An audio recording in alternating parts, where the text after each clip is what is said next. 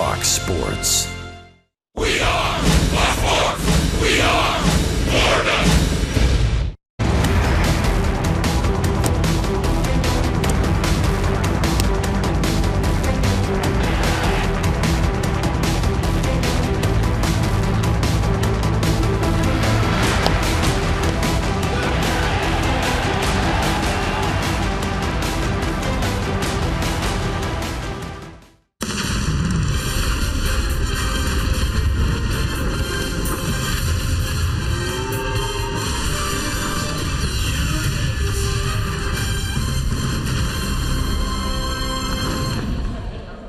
Brotherly love, got lots of it here in Philadelphia. And yes, it is a Jose Fernandez start tonight.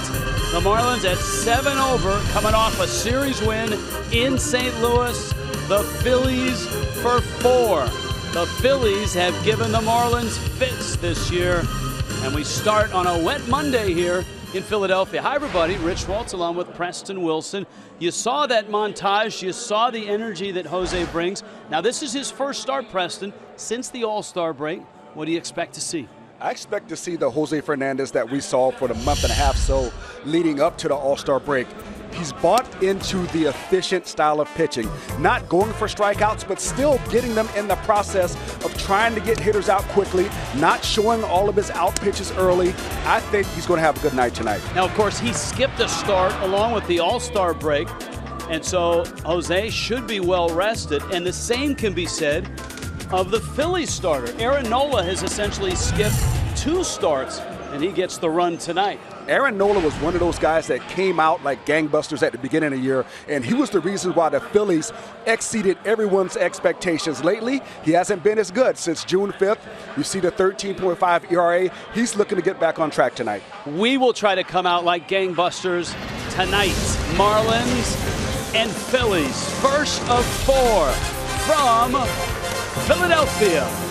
And we start it next.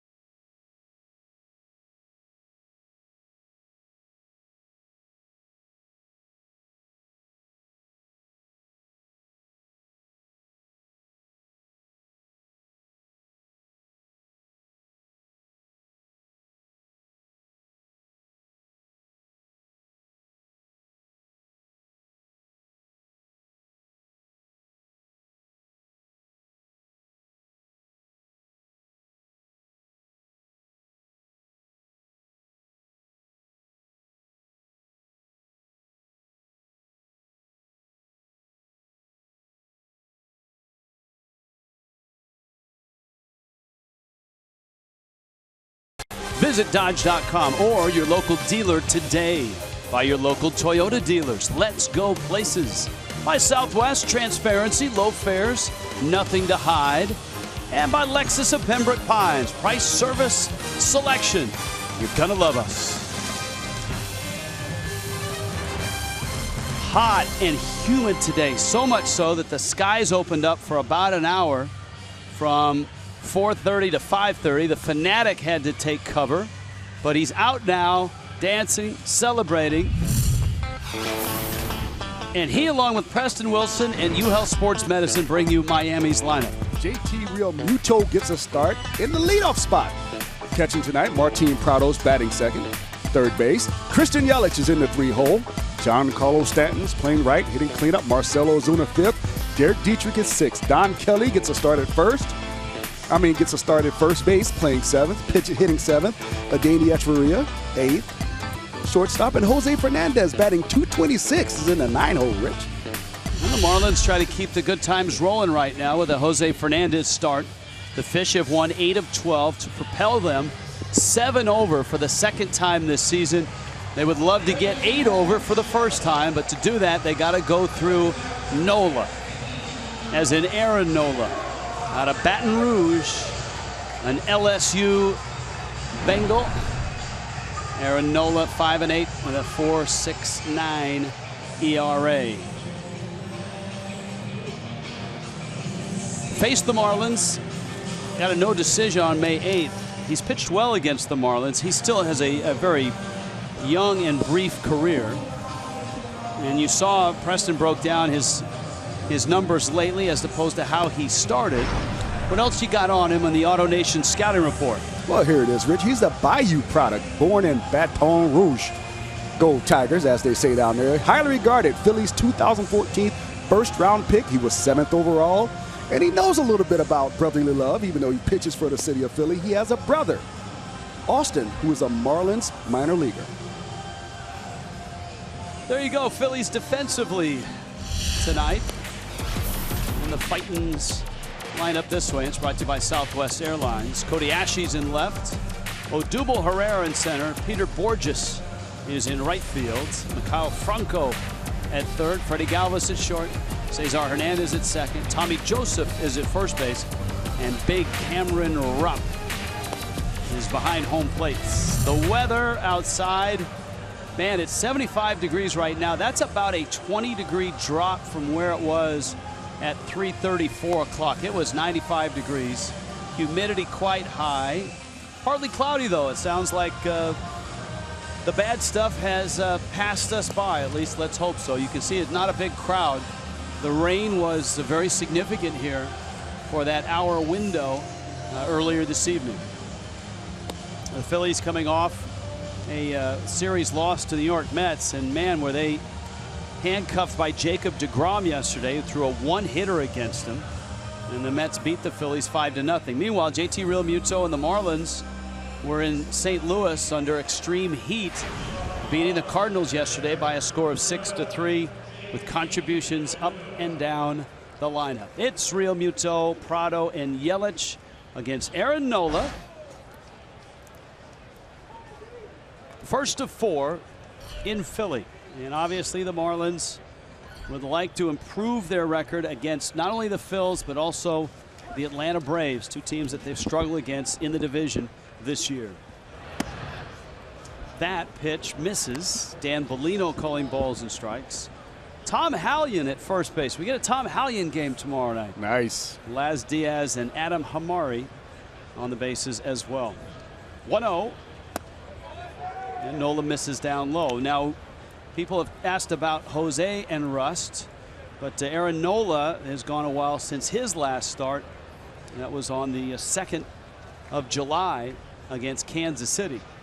So that's more than 2 weeks ago. Real Muto on a 2-0 pitch fouls it off his foot. And as you can see, his last 3, the runs have stacked up. Yeah, those runs stack up in those walk total strikeout too. Look at June 21st, 2 strikeouts versus 3 walks. He only went 3 innings that game. Busted bat from Real Muto, and it's going to nestle foul over by Perry Hill. And JT heads back to get some new lumber. We see Aaron Nola has good movement already on that two-seamer. Their 2-0 pitch really ran in on Real Muto. Probably would have been a ball, but it's hard to take that pitch because it started right in the heart of the plate and just really darted at him. So one good sign for the Phillies is to see the action on Nola's pitch. He's got good movement already. Phillies have won 4 of the 6 meetings already this season. Pete Mackanin, interim manager last year, named the full-time skipper at the end of the season, has had his team playing hard all year long. And Real Muto swings and misses at that one, and Nola again getting a good run. Well, that's that movement we talked about earlier. He's got good lateral movement on his fastball. Sometimes guys want to have it going down, but if you can get that much lateral movement and keep it out of the middle of the plate, you can have success as well. And he fell behind 2-0 on Real Muto and really put him away with just good movement. Martin Prado steps in. Prado had an enormous double in that 5th inning yesterday as the Marlins fell behind early, roared back, took the lead. Saw those Cardinals come back, and the Fish ended up winning the ball game 6-3. Prado 3 hits in St. Louis. High chopper. Galvis waits and gets him. Nola has the first 2 outs, and that brings up Christian Yelich. Of course, the Mets beating the Phillies yesterday. That meant that the Marlins and the Mets are in lockstep right now at 49 and 42, 6 games behind the Washington Nationals, and deadlocked for that final wild card spot in the National League. The first one is held by the Dodgers, who are 5.5 back of the Giants in the West.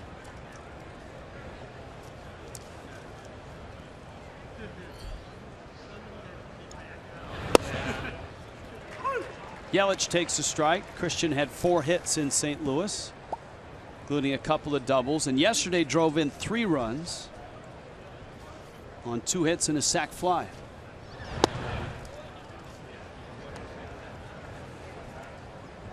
Ball and a strike. Not much of a mystery to Nola right now. Everything he's throwing is got movement on it, got a 2-seam look to it. There's a breaking ball for a strike. When a guy's got that much movement, especially lateral movement on his fastball, as a right-handed hitter, you got to say, this ball's got to start on the outside part of the plate for me, because if it's thrown down the middle, it's going to end up in. That's how much it's moving right now. So you really got to change your focus as far as what you're looking for. You're still looking fastball most of the time, but it's where you have to look for it, because if you look for it in a certain area, it's not going to end up there. It's kind of like playing a little mind trick with yourself. 1-2. Yelich lifts it into the seats. Now the Nationals are not playing today or tonight, but the Mets are. The Mets are in Chicago to take on the Cubs. It's top of the first. It's just underway and scoreless. There's a look at the East standings. And you know, the Phillies sit at 43 and 50. That's better than I think a lot of people felt they would be at this point. And they still have hopes of getting to 500 and getting through the back door of that wild card race. Yelich on his way down to first, and he is out. Nola with a pair of strikeouts. Here comes Jose.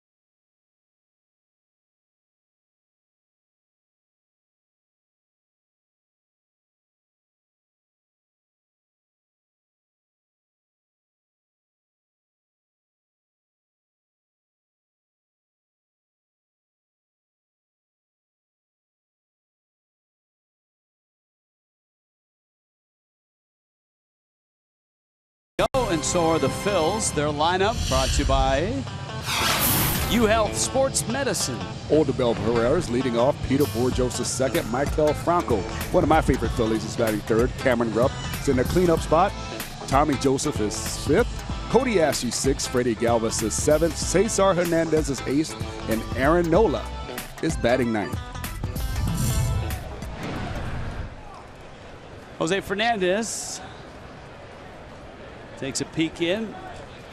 Herrera, Bourjos, and Franco for the Phils. The first pitch misses outside. Fernandez will turn 24 at the end of this month. His last start right before the All-Star break against the Reds, and he beat them 3-1. Punched out 8, went 7 innings, and that seems to be the template for Jose, especially with his home starts.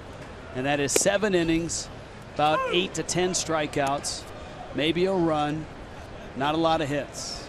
And he's 1-2 on Odubel Herrera, Phillies center fielder, guy who was a Rule 5 draft pick almost 2 seasons ago from the Rangers, and he finds fair territory down the line off that corner. Yelich has to retrieve it, and Odubel Herrera is aboard. The Phillies have something going right out of the chute. Well, Herrera does a good job. This ball is supposed to be down and in. Misses completely across the plate, and when that happens, you pitch against the defense and you give the hitter a chance that you're not exactly trying to. Ends up just placing that ball nicely down the left field line. Easy double for a guy that runs that well. The top of the order, the Phillies do have guys that can run, and that's Herrera and this guy at the plate, Peter Bourjos. And Bourjos swings and misses. It's 0-1. Bourjos, a waiver claim from the Cardinals. He was with St. Louis for 2 seasons.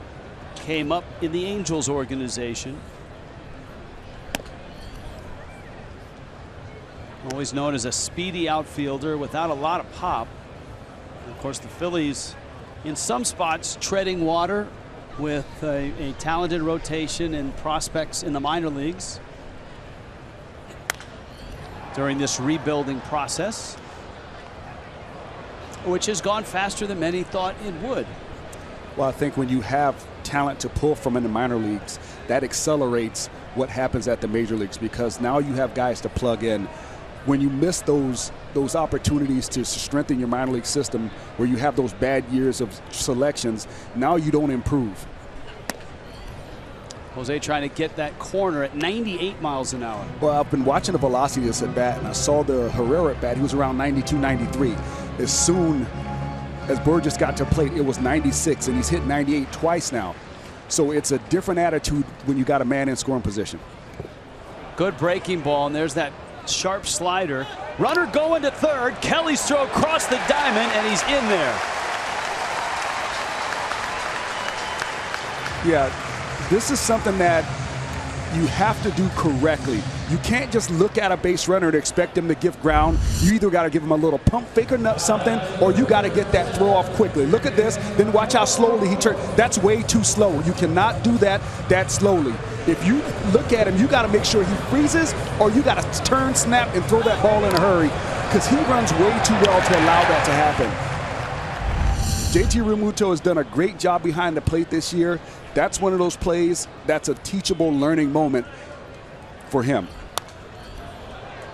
Well, if you thought Jose was amped up for the Bourjos at bat, now there's a runner at third and less than 2 outs. So he's in strikeout mode going against Maikel Franco, the third baseman of the Phillies. Infield's back. If there's a hitter in this lineup that I'm impressed with, it's Franco. And I think Jose Fernandez is taking note as well, because he just hit 99 on that fastball. Franco's been hot. There's the slider, and it's 1-2. So much for, I mean, look, Jose has embraced the maybe not max effort right out of the gate, but when you get punched in the nose by Odubel Herrera, and the Phillies are threatening, man, it's game on. 1-2. But that mentality, oh, wow, triple digits. Yeah, he's a little amped up right now. And fresh, remember. But that coming out, maybe not going max effort, allows you to have this in the tank for these opportunities. Now when he gets out of this situation with man in scoring position, he can go back to pitching at 92, 93, and then save it again for when he's got to have a big moment. 2-2.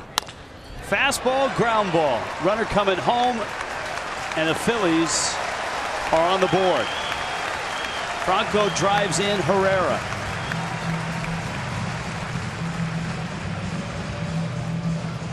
That's a shame that Jose Fernandez had to give up a run because he really essentially pitched himself out of that. But it was just one play where the runner was allowed to advance from second to third on a strikeout that they'd like to have back right now.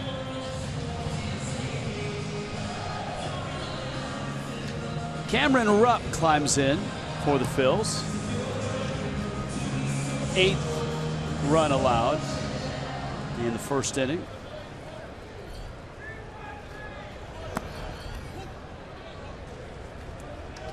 Now, I'd like to see him pull it back now. This guy still hasn't seen you. You can pull it back now. You can go back to pitching at 93, 94 now. You don't have to stay at 98 because you're emotionally amped up and you gave up a run. Defensively, Miami in this ball game. It's brought to you by Southwest. Yelich, Ozuna standing in the outfield. Prado and Kelly on the corners. Echeverria, Dietrich up the middle.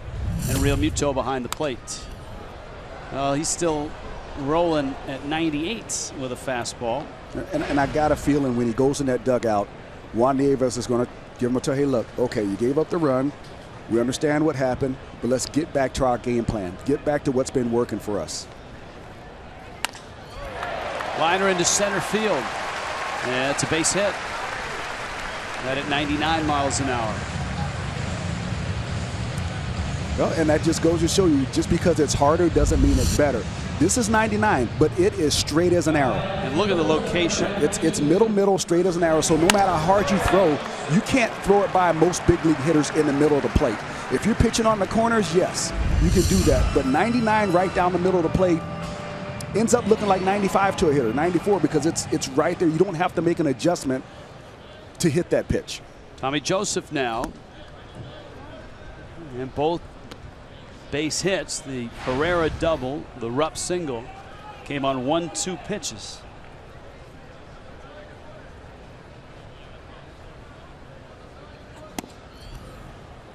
Joseph swings and misses. Ball and a strike. I would like to see Jose show his fastball inside. Right now, all of his fastballs pretty much have been away. He tried to go into Herrera and went away. I think he needs to show some of these righties an inside fastball.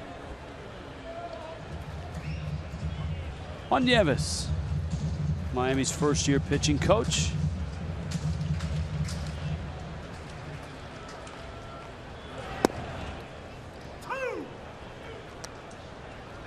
Two and two. I mean, if that's their game plan that they came into with tonight, saying the first time through we're going to go away and they maybe mix it up the next time through, that's one thing. But if that's not a solid, hardcore game plan, early you got to stand guys up, because that's going to open up that slider like that even more. Got the strikeout, but the Phillies get a run. An inning in Philly. It's 1-0.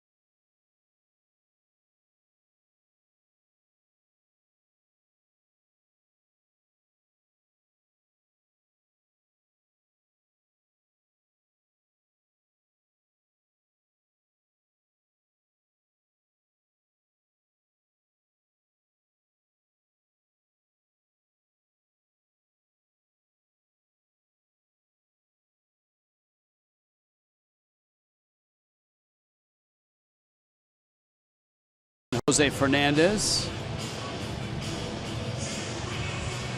talking over that first inning. I think right there he's talking about that pitch to Herrera that moved away. Now you see that inside. You know that's a pitching coach saying, "Look, we need that. We need you to be in there." And that's something that Nieves has really preached to all his pitchers, both relievers and starters, from spring training.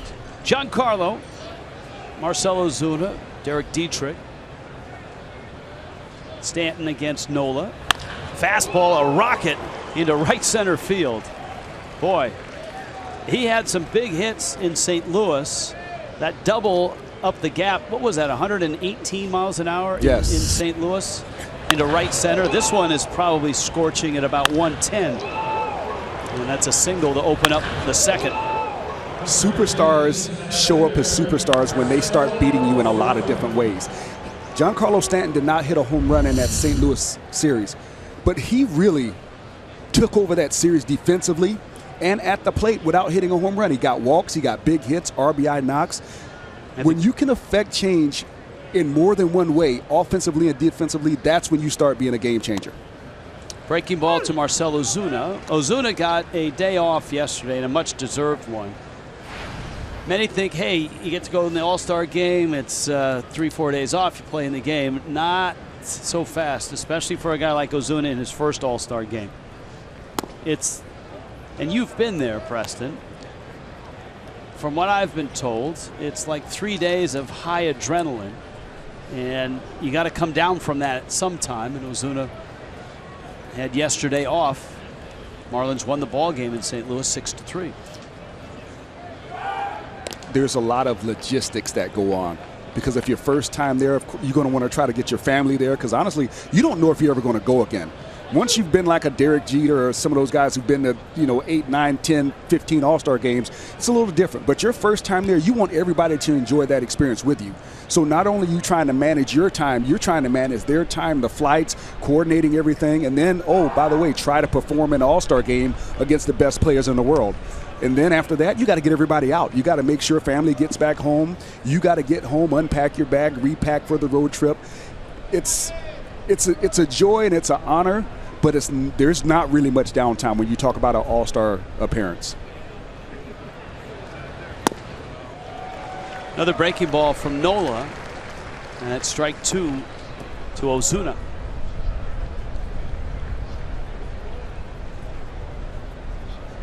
Derek Dietrich, Don Kelly to follow.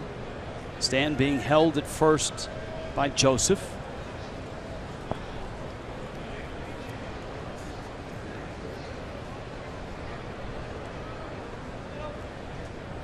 Ozuna has swung the bat well in his career against the Phillies.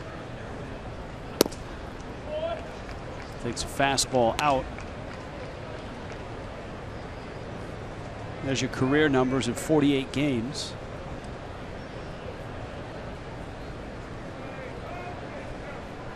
There's a few guys in this lineup that like the Phillies. Stanton has bopped 18 homers against him. Yelich has big numbers. So does Echeverria. Ground ball at right side. Hernandez, Galvis, and a double play.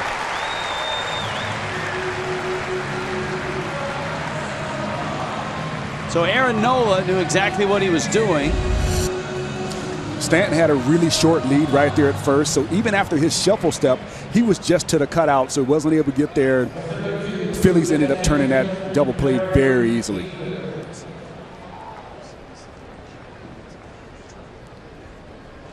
Nice pick on the short hop.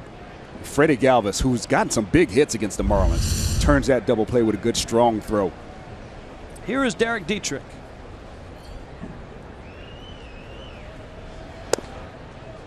And he takes out. Dietrich 1 for 10 in St. Louis. Checks in with a .295 average. You see the OPS at .813. The on base has been outstanding.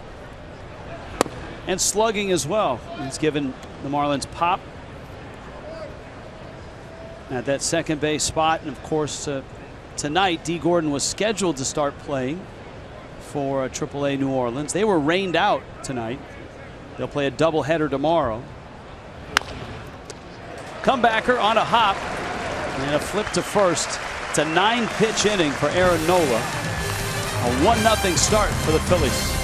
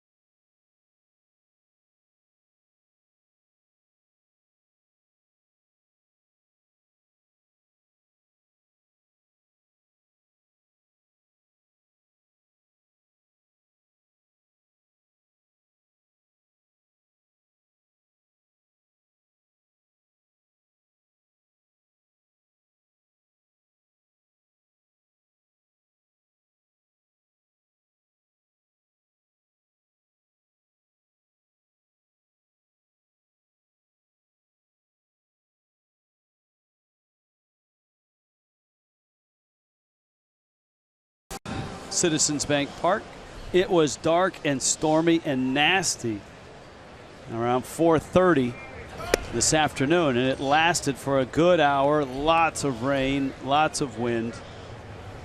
But here's the sun, and here's baseball in the second. Cody Ashe, breaking ball from Fernandez. It's 1-1. Oh, Beatles song, Rich. Here comes the sun. Here comes the sun.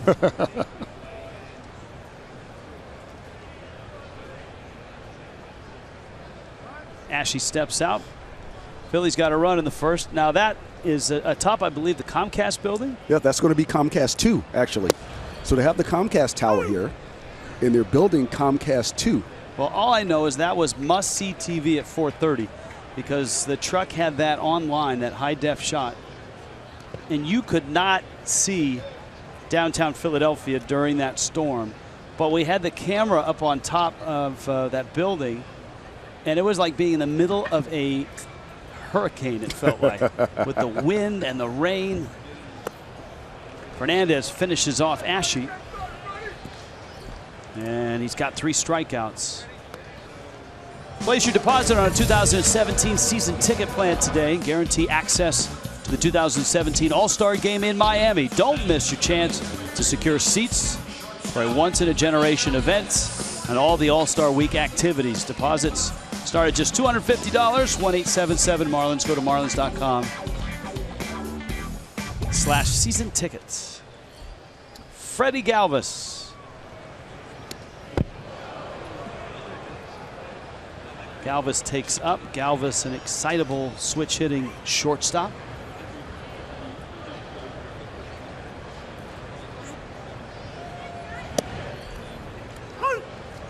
All right, here we go. This is a little time lapse. And then it cleared up just like that. Yeah, so they said that building, Rich, is going to be the tallest building on the East Coast, with the exception of the Freedom Towers in New York.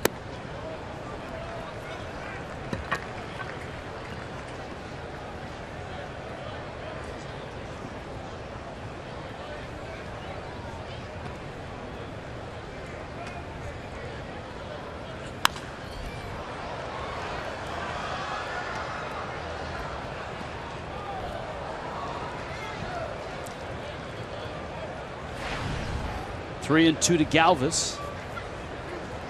Carlos Hernandez on deck.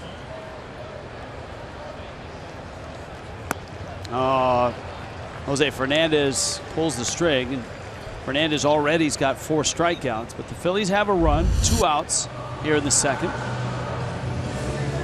Yeah, that looked more like his curveball than his slider. That thing went straight down. Cesar Hernandez. With apologies to Carlos Hernandez. And Cesar takes out. The challenge for the Phillies with a good young rotation. The Marlins will see some of those young talented arms in this series, is to figure out the pieces that they've got as far as everyday players, which ones are in their future, which ones will be everyday Phillies for the next 4, 5, 6 years. Is it Odubel Herrera? Is it Kyle Franco? It's interesting to note how 2 teams in the Braves and the Phillies are both rebuilding, but they've gone about it in such different ways. The Phillies have a lot of their talent here in the big leagues that are blossoming and trying to get a little bit of seasoning in the big leagues. The Braves have good farm system, but they're keeping most of them in the minor leagues. They're not letting very many of them come up. They don't want to expose them yet. Malik Smith has gotten some time in the big leagues. But most of those guys that they have for the Braves, they've kept them in the minor leagues, have not pushed them into big league action. So there's 2 different trains of thought as far as rebuilding and producing a ball club that's going to be sustainable in the future. Full count, 3-2. Fernandez has struck out the last 3 he's faced. And he loses Hernandez, the 8-hitter. That was costly yesterday to Adam Conley as he was cruising in the 5th inning. Marlins had the lead, and then Conley, with 2 outs, walked the 8th hitter, the catcher Alberto Rosario, and the Cardinals would get on the board. As good as Jose Fernandez is, it's amazing how much better he's going to get when he just tweaks a few things, and it's not all physical. That 3-2 off-speed pitch with nobody on to the 8-hole hitter, that's a mental thing for me. He's got to understand that my fastball is more than likely to throw a strike. I may get a strikeout on that breaking ball, but if I don't throw it well, it's going to end up being a walk, whereas a hitter is going to be more likely to swing at a fastball that's close. And I can get myself out of that inning and have the pitcher leading off the very next inning. Just little mental tweaks. Doesn't have anything to do with a physical adjustment. Breaking ball is a strike, and he takes care of Aaron Nola. So 5 punch outs for Jose, but a 1-0 lead for the Phillies.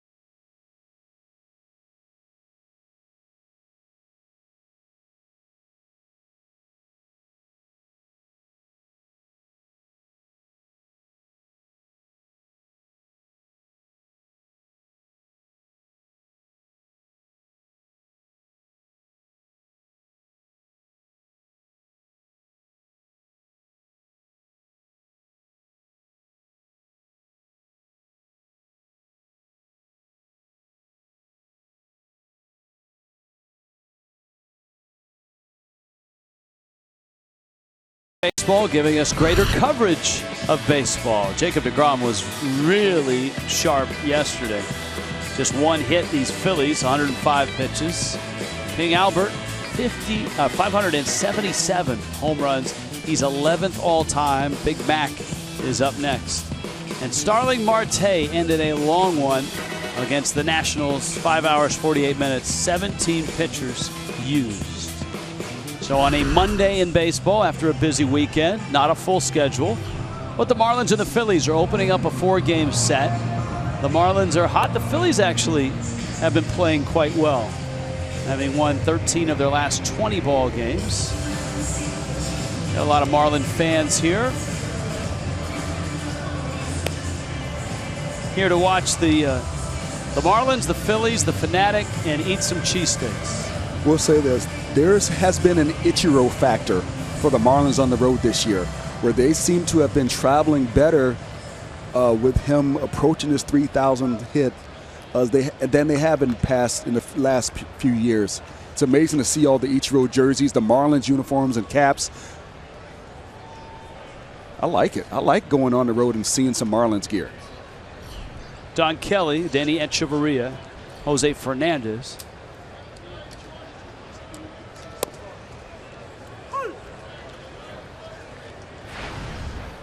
Kelly had a sacrifice fly yesterday in the 7th inning.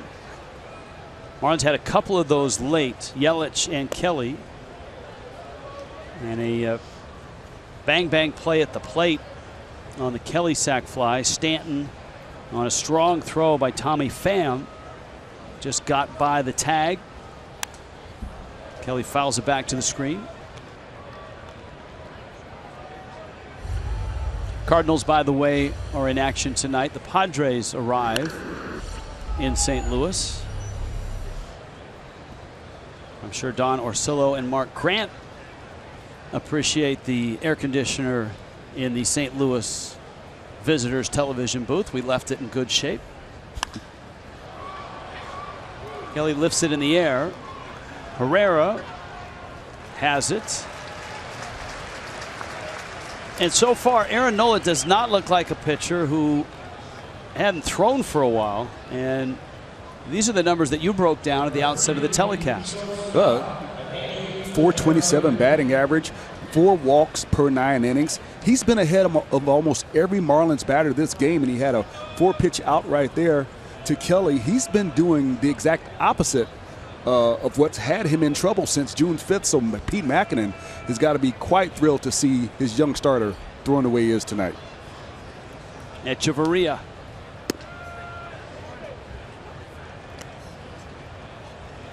Now, for Adaney, he has played on this road trip in 2 of the parks that he really swings it well in. Look at that, 358 at Citizens Bank. Bouncer to short. Galvis loads up and gets him. 2 outs. Another ground ball out.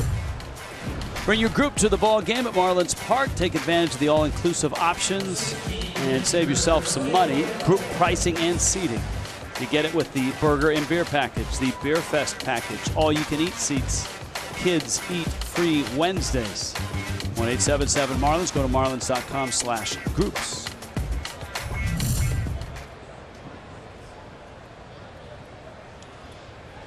Now Jose.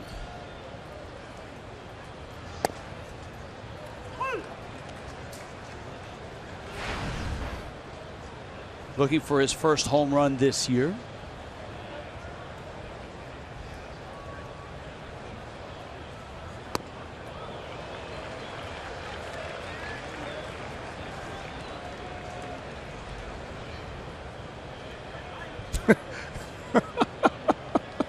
He's a lot of fun to watch. He is. He shook his head. He's like, yeah, I know I did it to you and you did it back to me. Okay, I get it. There's that old saying that sometimes pitchers need to remember how hard it is to hit. Yes. I think Jose is one of those guys that appreciates it. Yeah, now he gets it. He gets it.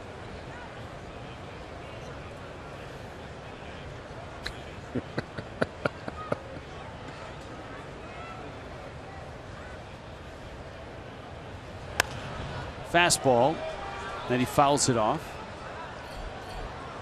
a two-strike approach right there. You see him kind of get down a little bit more crouch, let the ball get to him a little bit more. Marlins and Phillies did not hit on the field. We showed you the storm that came through. Breaking ball at strike 3 called. Tambolino shakes his head. Jose Fernandez is down, and Aaron Nola looks sharp. It's 1-0 Phillies.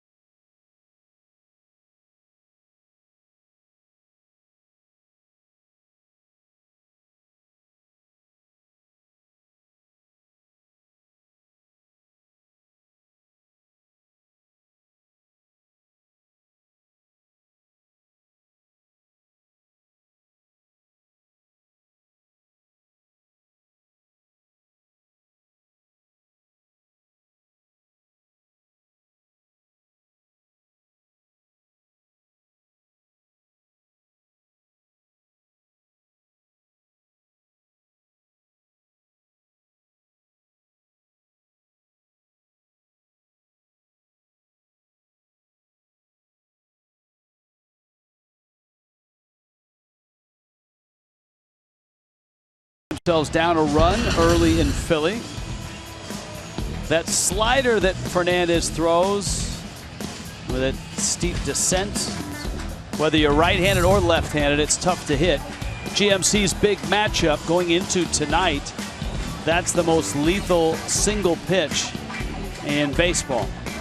96 strikeouts for Jose. Stephen Wright's knuckleball's got 86. And Fernandez starts on the breaking ball to Odubel Herrera. Top of the order for the Phils. Peter Borges, Maikel Franco follow. Herrera doubled down the left field line in the first. And in a key play, in the strikeout of Peter Borges, which was in the dirt, he took third when JT Realmuto threw down to first to get Borges. And Maikel Franco's ground ball scored him.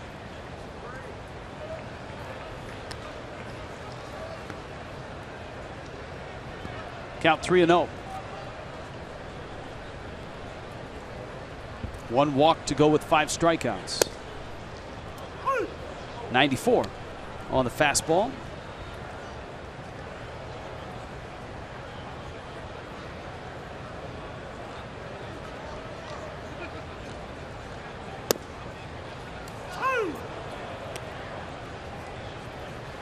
Three-one slider right there. Maybe a little bit more of a curveball. He shapes his breaking ball differently. Sometimes it's a slider. That looked more like a curveball from the top to bottom action. I like the way you put that. He shapes it. And sharp breaker there. So he strikes out Odubel Herrera. The last 5 outs recorded have been strikeouts for Jose. That's just, when you get a 3-1 breaking ball thrown for a strike and then you don't know what's coming 3-2, it puts you in a very defensive posture. You see that there's not a whole lot of, there's no conviction in that swing. Pitch number 50. There's a breaking ball that dips low to Borges, who struck out back in the first.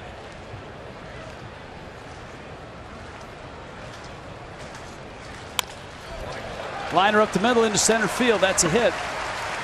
So a fast man is aboard. Borges.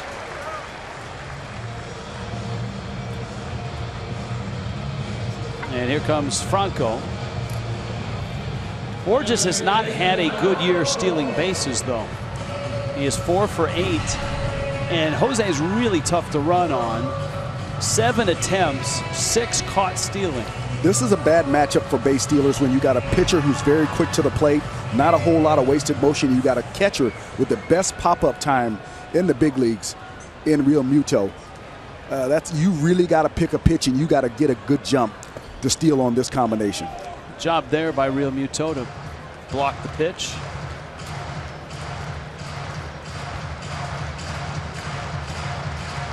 One to 0. Franco's driven in 54.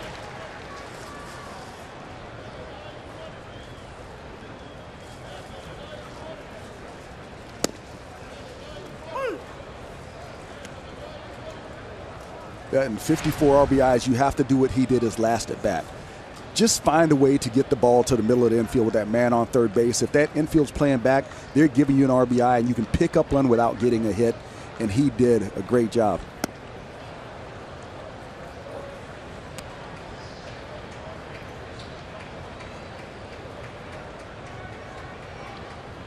He's 1-2.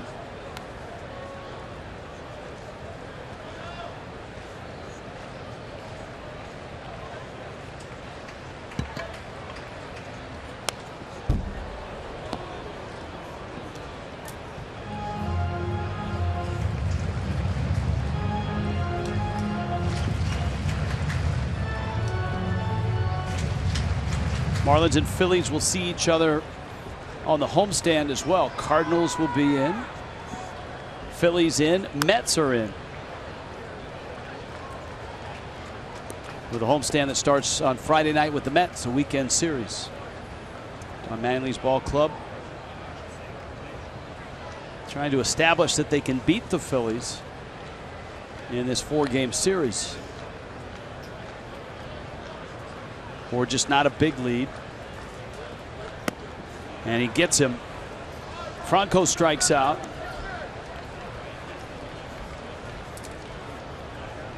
Jose Fernandez is missing bats tonight.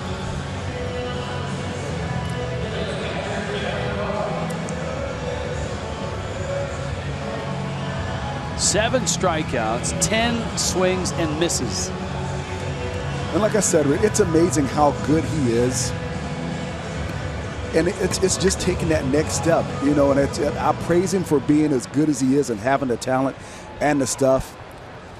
But I think everybody in baseball knows that he can be Kershaw-like as far as efficiency, still getting the strikeouts, and understanding how to keep yourself on the mound and keep that pitch count down throughout the game. Well, look, in terms of games started in the big leagues, he's still quite young.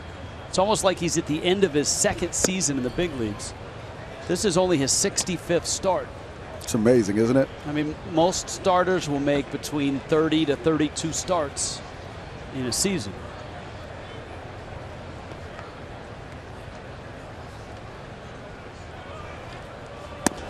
And I think that whole line that we just saw, if we could put that back up there, the one thing that we know that Jose Fernandez wants to change is that 0 in the complete game column.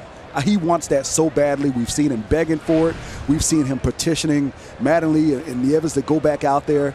He wants to get that 0 out of that complete game column. Well, the Marlins themselves have had the second longest run without a complete game in, I think it was like 70 or 80 years. Breaking ball down low. And you can say baseball history going from, I think, 1913.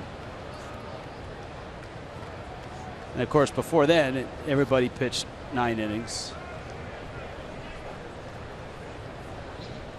Usually those guys would make 3 or 4 starts a week. Yeah, that's a whole different game there. 2-2. Backs right up on the inside corner. 8 strikeouts for Jose through just 3 innings. But right now it's the Phillies on top, 1-0.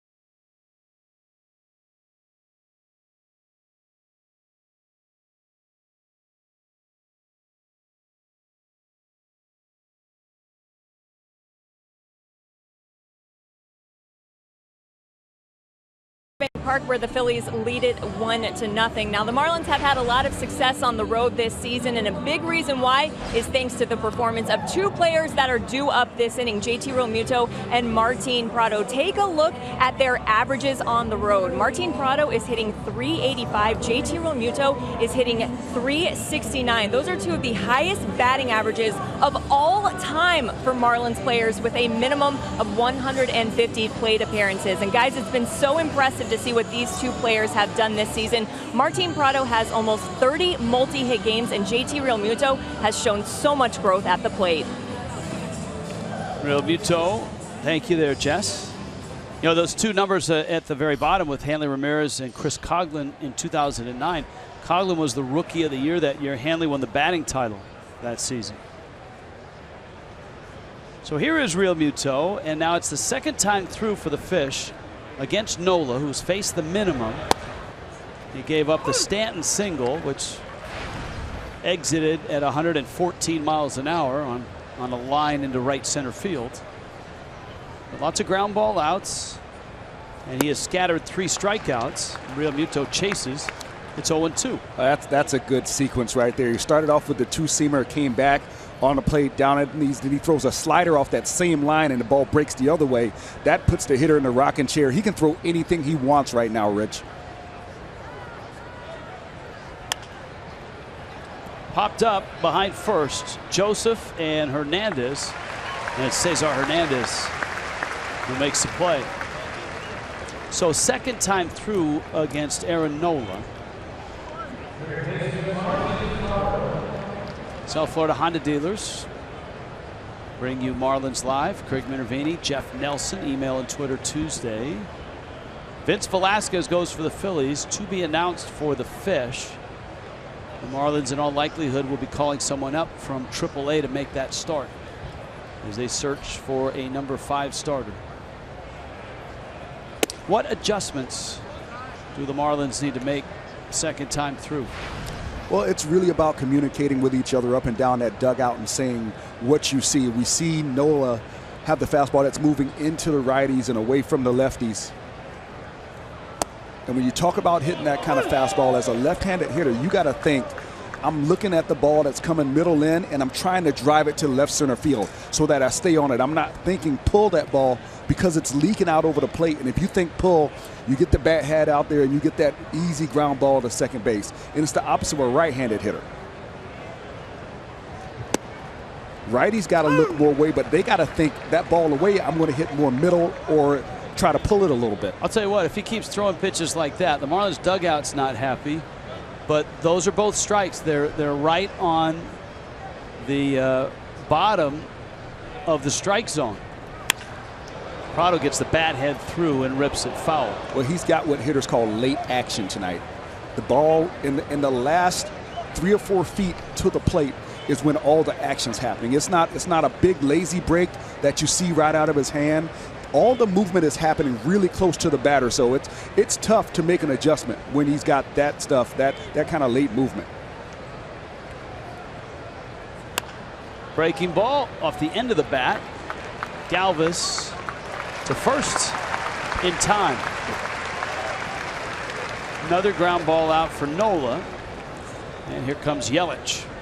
Well, Prado made an adjustment and was trying to pull right there. Unfortunately, Nola threw a breaking ball on him, and he got him to hit it off the end of the bat. 6 outs on the ground, 3 strikeouts. The Marlins have hit only 2 balls out of the infield.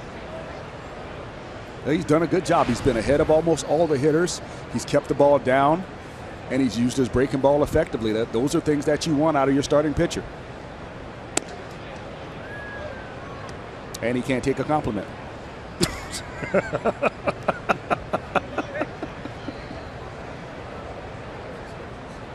Nola's pitch count lower than Jose's, 41 here for Nola.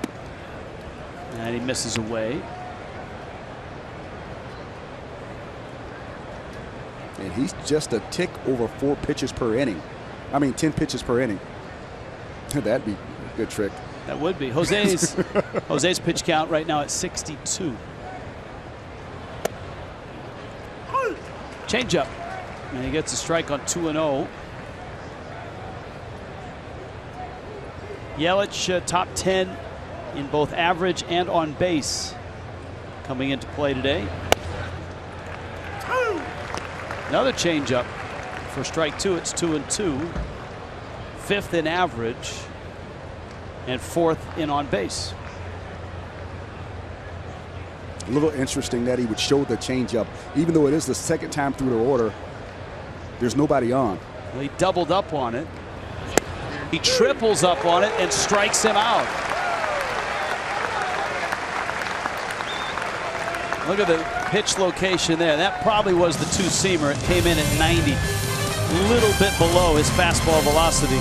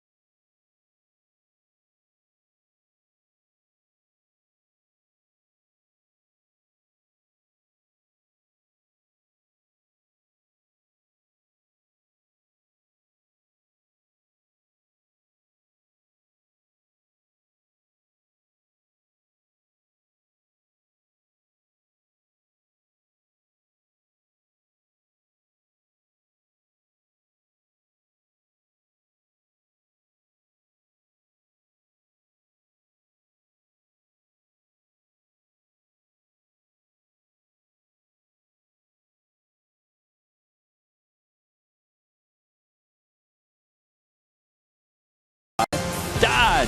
Visit Dodge.com or your local dealer today. By Coral Springs Auto Mall. Across from Coral Square Mall, we make it easy. And by Subaru of Pembroke Pines. Price, service, selection. You're gonna love us. Gorgeous shot, live look here in Philadelphia. As the sun sets on the city, the Marlins and the Phillies race into the bottom of the 4th. Tommy Joseph.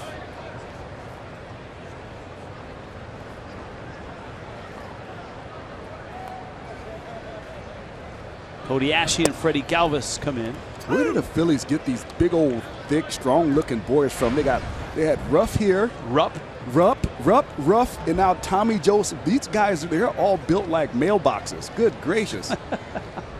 He looks like a former Philly and a former Mariner. He looks like his little brother. He looks like Ben Davis's little brother. He does. And Ben right now is working color over on the Phillies telecasts. But he's big, 6'1", and he's thick. There's Ben on the left. That's Tom McCarthy on the right. And down goes Ben's little brother. Tommy Joseph strikes out. And Jose Fernandez has strikeouts coming out of his ears right now. He has struck out 9. That's the good news. The bad news is the Phillies got a run in the 1st and lead it 1-0. And here's Ashe.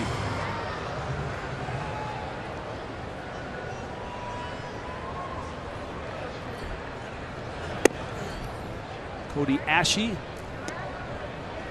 not related to Richie Ashburn. Ashburn's alley out in center field, the great Philly, great radio broadcaster as well. There's Ashburn Alley. Can't beat a good piece of ash. Talking about his ash bat. There it is, the Ashburn broadcast booth.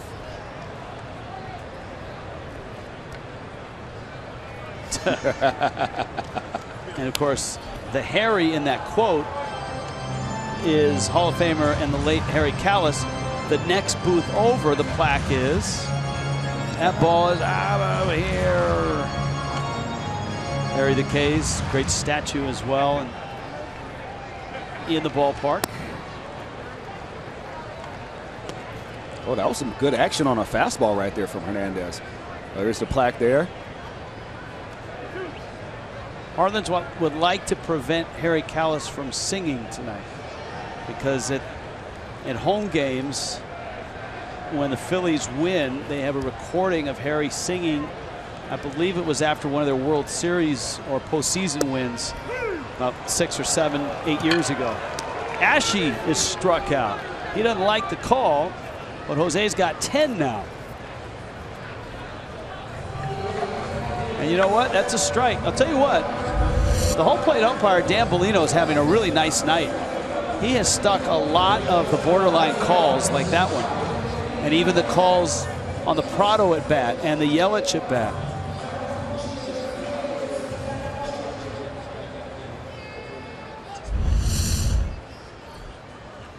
Fastball is a strike.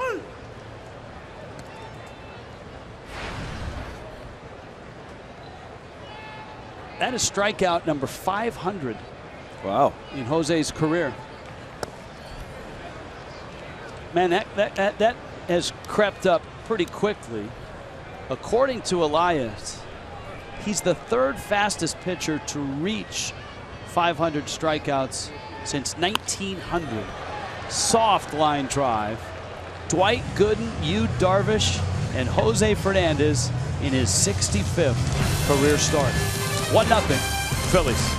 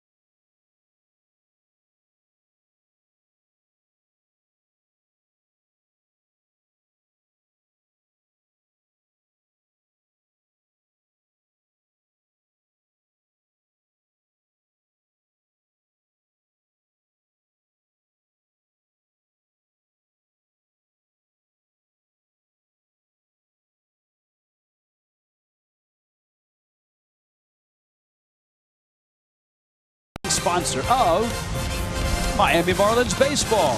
Welcome inside Citizens Bank Park, where the Phillies have a 1-0 lead over the Marlins. Jose Fernandez has struck out 10, and the Marlins can't seem to solve Aaron Nola. Except for this guy. Giancarlo Stanton hit a 114-mile-an-hour single back in the 2nd, and he leads it off here in the 5th. Marcell Ozuna, Derek Dietrich to follow. And Stanton chases a slider. It's 0-1. Stanton hit a fastball right through that empty spot in the Phillies shift. They've got 3 guys over on the third base side. And Stanton pulls it right into the teeth of that shift. Galvis makes the play. And that brings up Marcell Ozuna. So you've got one starter who is stockpiling strikeouts with 10. You've got another that has 4 strikeouts and a ton of ground ball outs, and they're both young.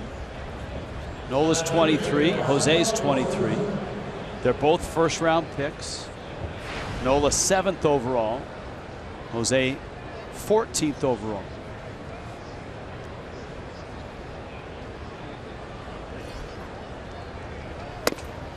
Ozuna takes a rip and a running fastball with a lot of late life. It's 0-1.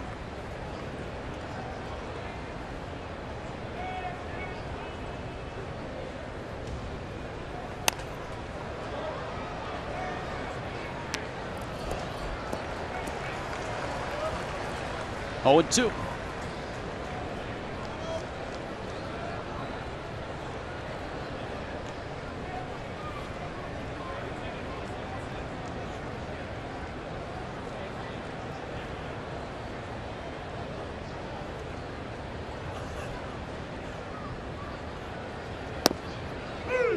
Got him. Well, Dan Bellino felt it came back and got the plate, and that's one he missed. Ozuna in discussion with him.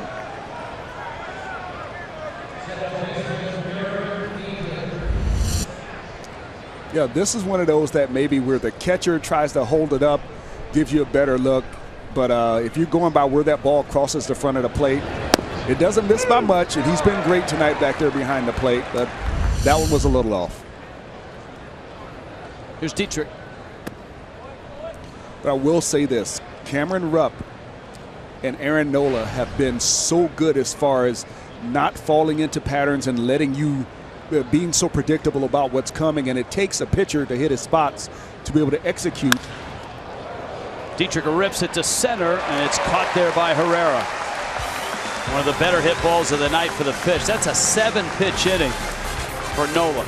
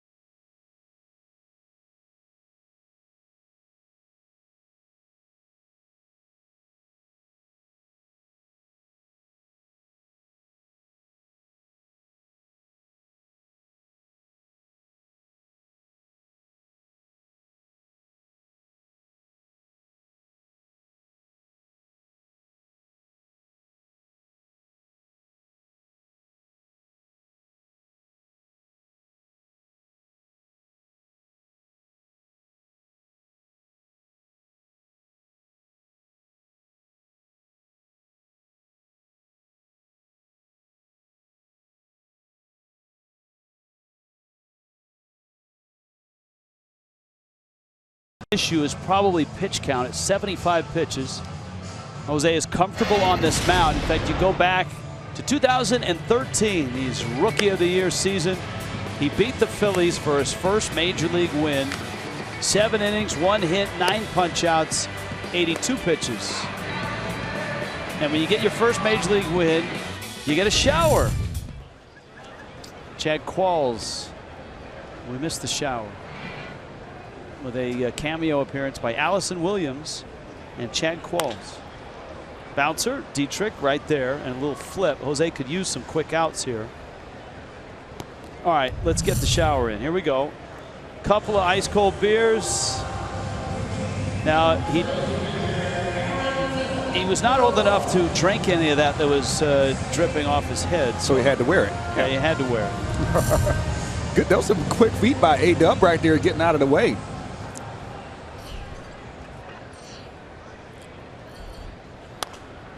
All right, here's Nola. Jose at 92, just pumping a fastball across.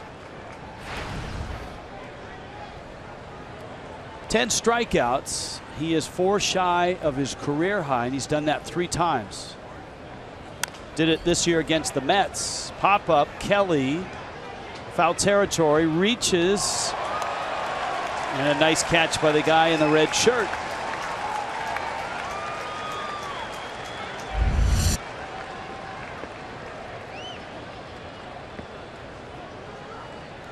He was in row 3 and came down to make that catch in the aisle.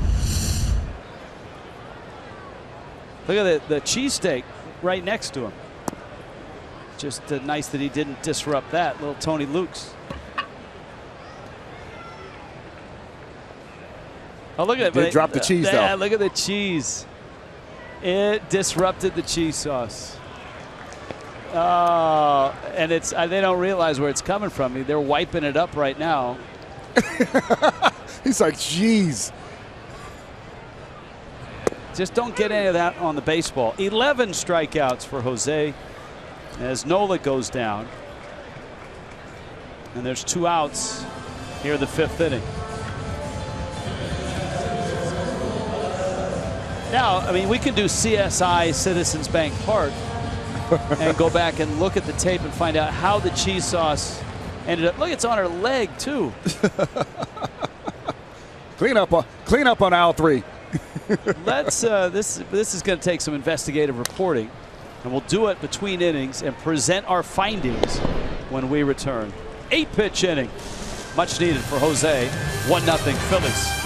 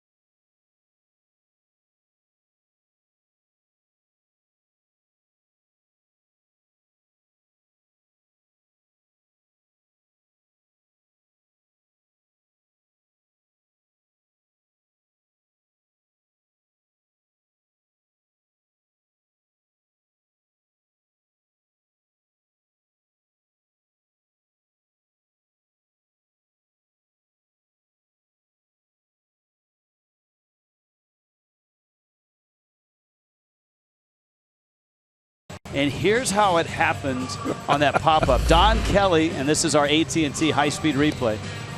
Preston, where did it all go wrong? Okay, well, look right here. See this in the corner here? That's where the cheesesteaks are, and this is what's getting ready to happen. I'm going to clear it out here. Watch as Don Kelly moves in. They start to go down, and she wears the brunt of it. Don Kelly, he's got the ball, but it's right in here. It's cheese everywhere, Rich. It's on the legs. It's on the napkin. It's everywhere. Chicky and Pete crab fries come with cheese sauce. Oh, and yeah, the cheese sauce ended up on her and on his Tony Luke's, and he's been prying it off of, and he still hasn't determined the leak. I mean, cheese is still coming out, and he doesn't know how. It's been oozing out of that tray. And I'm sure on social media those guys are getting hammered. It's a really nice play by the guy in red. Not so much the guy in blue. But he at least gets to eat the cheesesteak. All right, now the Marlins will try to solve this mystery of Aaron Nola.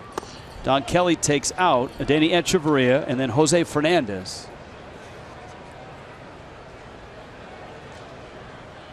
Well, rightfully, I think they cleaned her up first.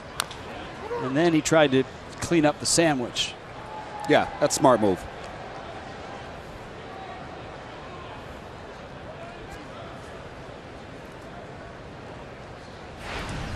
Counts 1-1. Kelly flied to center.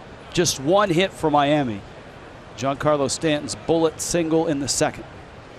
And Aaron Nola has been just outstanding. And maybe the 2 weeks off really did him good. He snares that and flips to first.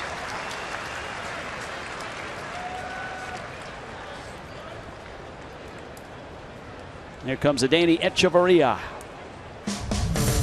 Sweep packs, 3 and 6 game sweep plans at Marlins Park. And if you get a 6-game plan and you get renewal, you get 2017 All-Star Game tickets. Secure your sweep plan today. Call 1-877-MARLINS. Go to marlins.com. You get a chance to purchase those All-Star Game tickets, which if you watched any of the coverage from San Diego, you want. That one, oh my goodness, it hit him. Nola, who now looks like he's okay. Yeah, you just hope it was a shoulder or a glove or something like that.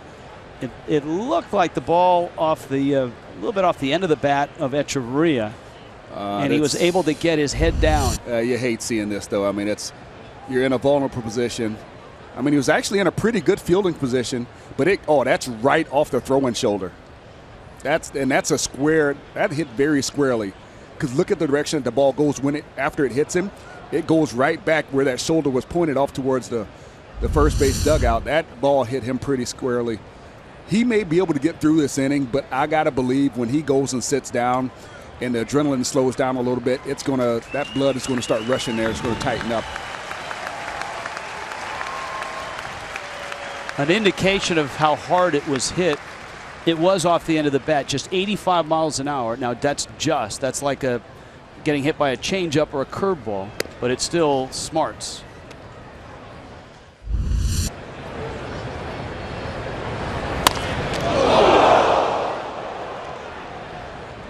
So Echeverria is going to get a base hit. Jose is the hitter. Nola is still throwing out there. The Phillies want to be 110% sure that he's fine.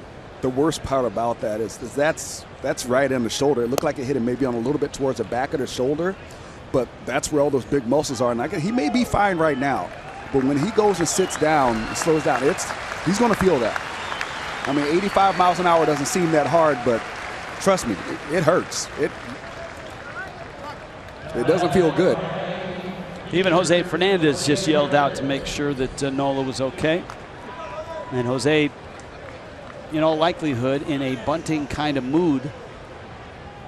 With Echeverria at first, you got Real Muto, the leadoff hitter, on deck. Just 56 pitches for Aaron Nola.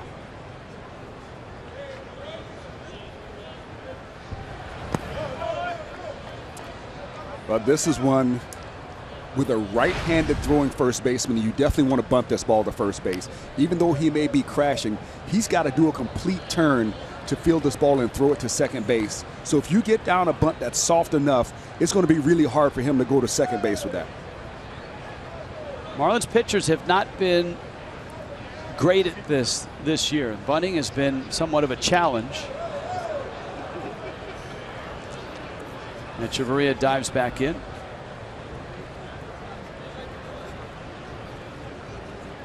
I think that's something they're going to address, and you saw some improvement with Brett Butler was here in the past, but sometimes there's ebbs and flows with those type of things in your game, and it's something the Marlins are going to have to put a little more work into. Jose takes, it's 1-0. Wei-Yin Chen and Jose Fernandez both with 5 sacrifice bunts. Adam Conley has just 1. Tom Kohler has just 1. It's 2-0, and here's that pitch.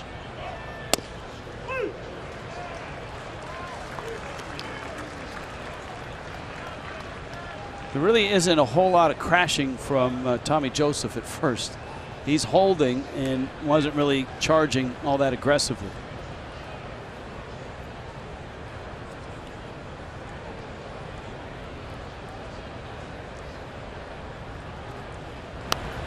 Bunt is down. And Rupp gets the out at first. A good job. Didn't necessarily go to first base, but it had a good pace on it. It got it out of the dirt The catcher had to feel the ball on the grass. That in itself makes it a good bunt. That allows that base runner to get to second base. So if you can't get the direction you want, you just hope that you put it in that little dead zone that's too soft for the pitcher and too hard for the catcher to get it in the dirt, and you're all right. First opportunity for the Marlins with the runner in scoring position here, and it's Real Muto with 2 outs. JT has struck out and popped out. You got Echeverria at second.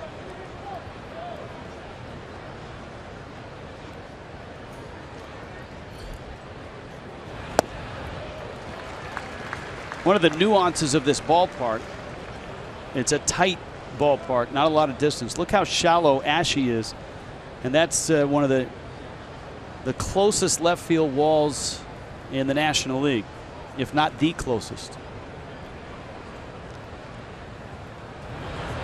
And so a single to left does not guarantee that the runner scores, especially if it's hit hard.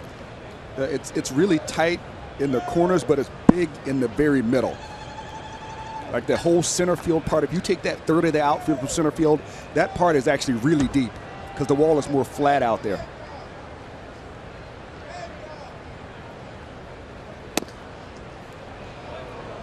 Fastball looking at the corner, and he misses, and it's 2-1.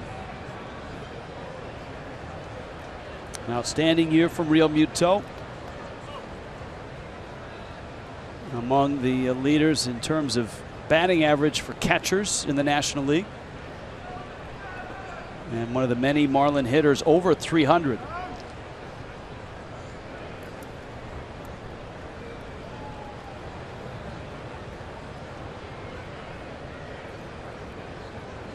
Hits righties well, hits on the road quite well.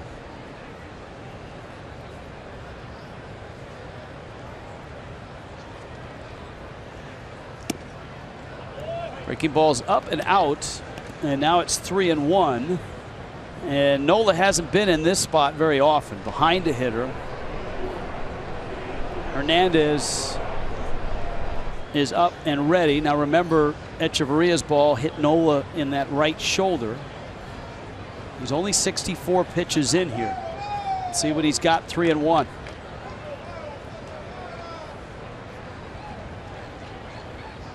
It's in, and Real Muto takes the walk, and it brings up Martin Prado. And I'm sure for Pete Mackanin right now, this is this is kind of an interesting spot to be in. You've got one of your prized young pitchers out there throwing a whale of a game, but at the same time, he took an 85-mile-an-hour line drive off that right shoulder. Says he's fine, but he gives up his first walk. And now he's got Martin Prado, who has bounced to short twice. And in the 9 pitches since he's gotten hit on that shoulder, 6 balls and 3 strikes, which is the direct opposite of what he'd been doing this game. He's been pumping strikes all game long.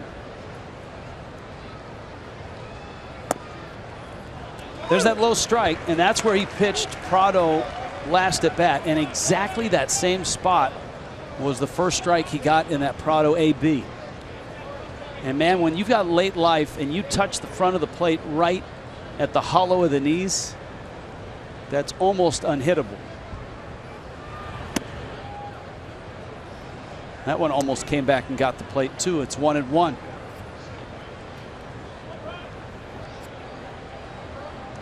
In fact, it may have just grazed it.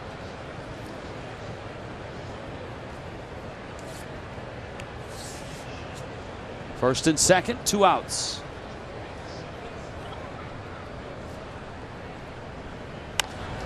And Prado pops it up. Right field, Hernandez and Borges. It's Borges who makes the catch. And the Marlins lead 2. Bottom 6, 1-0 Phillies.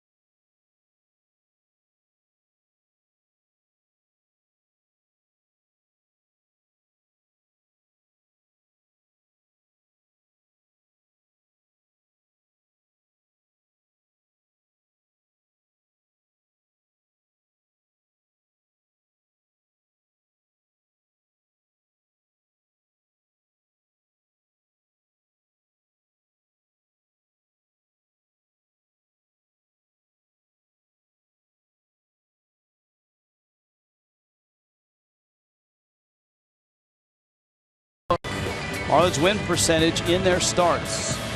Jose Fernandez, when he starts, the Fish are 12-5, weigh in 10, 11, and 7. Adam Conley is 11 and 8, but that is trending in a different direction.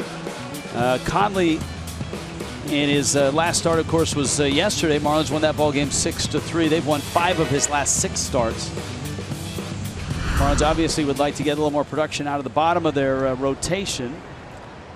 11 strikeouts for Jose Fernandez. 16th time he's had double-digit strikeouts. And he now has 501 career strikeouts. Peter Borges, Maikel Franco, and Cameron Rupp. That one fouled back. We were talking at the end of the last inning. This is career start 65 for Jose. He has eclipsed 500 career strikeouts, and since 1900, only 2 other starters have been able to get to 500 in fewer starts. Doc Gooden, 61 starts. And Yu Darvish, 62 starts. It's a pretty good company. Yes, it is. And he's 0-2 on Borges.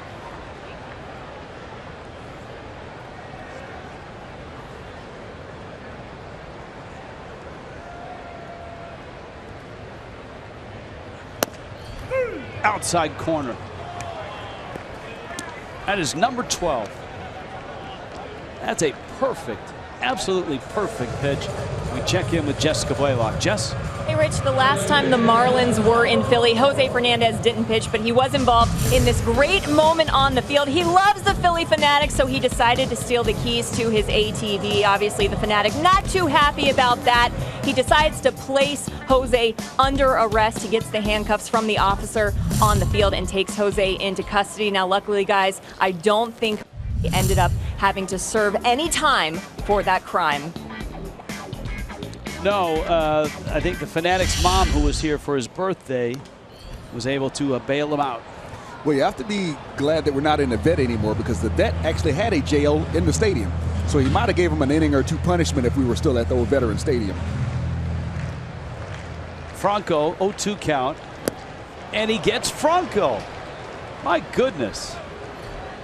13 strikeouts for Jose Fernandez. He's 1 shy of a career high. And he is just mowing through Phillies right now. Yeah, the Marlins offense has got to try to find a way to scratch out a run or 2 for this young man, because he is dealing tonight.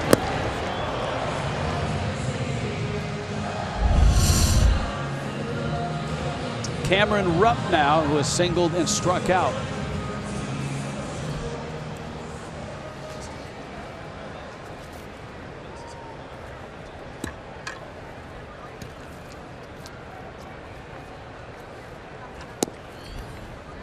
Speaking of scratching out a run, that is Eddie Ramos, a right-hander for the Phillies. If he's up right now, that pretty good indication that the Phillies are considering the end of the road for Aaron Nola. And maybe that line drive off the shoulder, like you said, after he finished pitching that inning, is tightened up.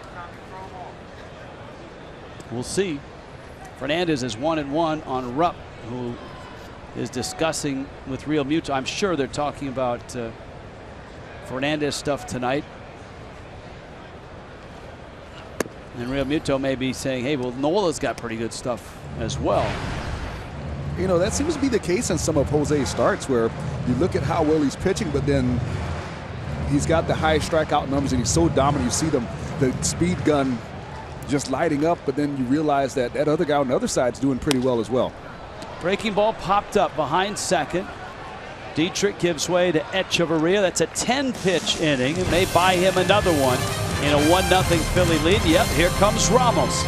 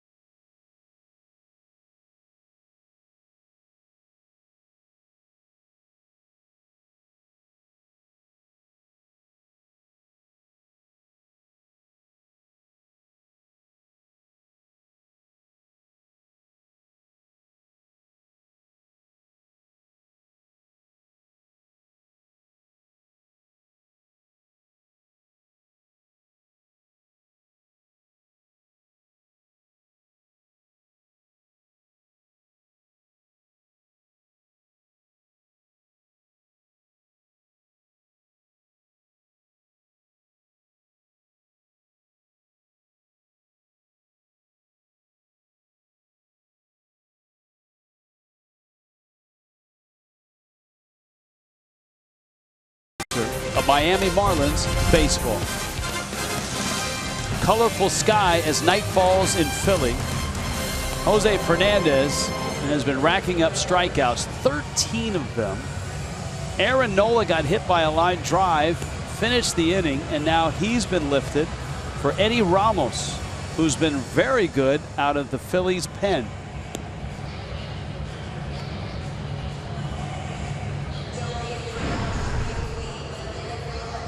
And so Ramos, who was up in the pen, finishes his warm-up tosses.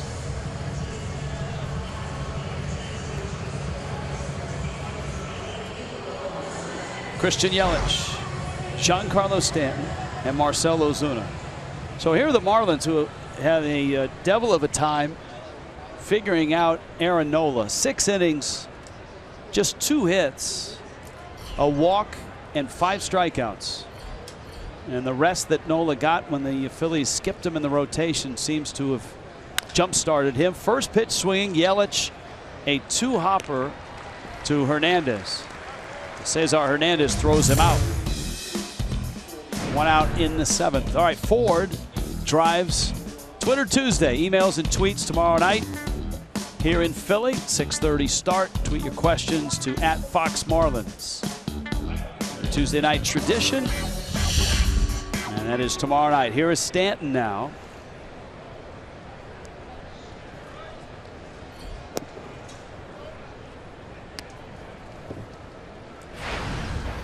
Ramos misses, and it's 1-0.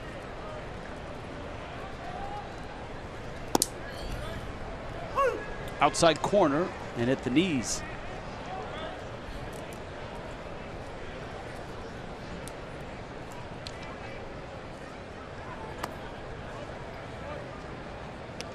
Stanton's single was a liner into right, bounced to short in the 5th.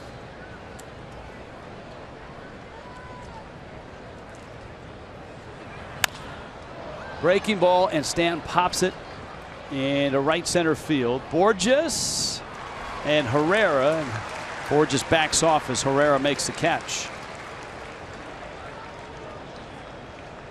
And Ramos has picked up where Nola left off. Look at this box score. Pretty barren there, right? Not a whole lot of action going on.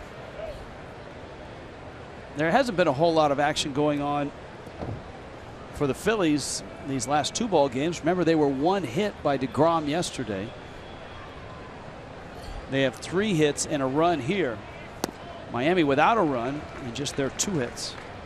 And Ozuna was bounced into a double play and struck out. He's behind 0-1.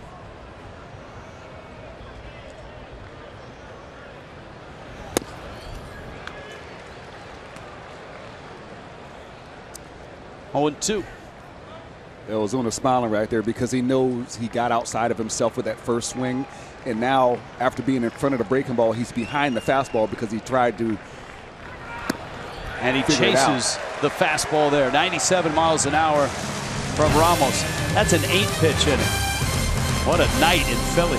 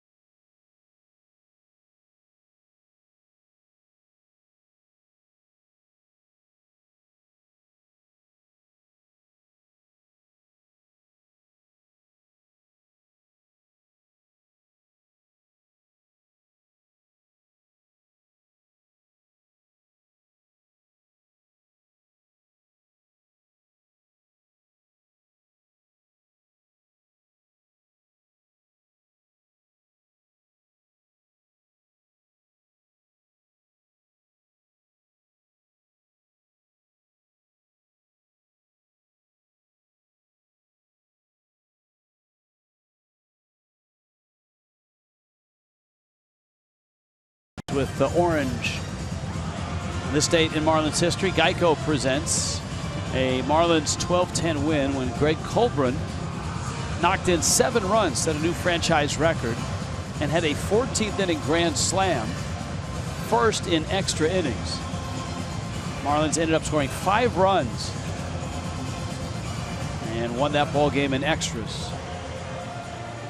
Well, tonight, Jose Fernandez has been suffocating. He has been incredible, but he's behind. It's 1-0. He has struck out 13. First pitch, breaking ball, left field deep, and Tommy Joseph has hit it out.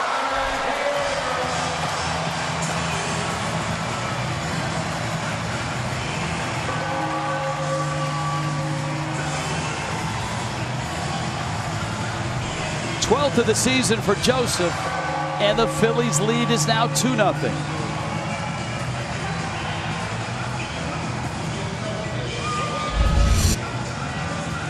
Well, this was a get-me-over breaking ball that just stayed inside. And when you're big and strong like Joseph, that ball ends up mid-thigh. It's a good pitch to hit. Here's Ashe, who goes after a high fastball. Certainly for Jose, this is his last inning.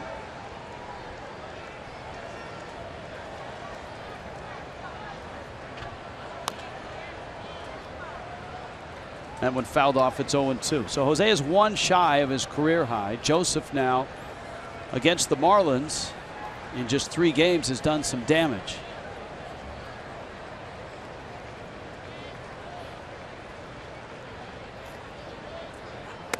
Our baseball historian tonight is the highly decorated Ed Svita. And Ed points out there have been some big strikeout games in the majors this year, topped by Max Scherzer at 20. Vince Velasquez, whom the Marlins will see tomorrow night, had 16 against the Padres. Tanner Roark had 15 against the Twins. And there have been 5 with 14, including Jose against the Mets in June.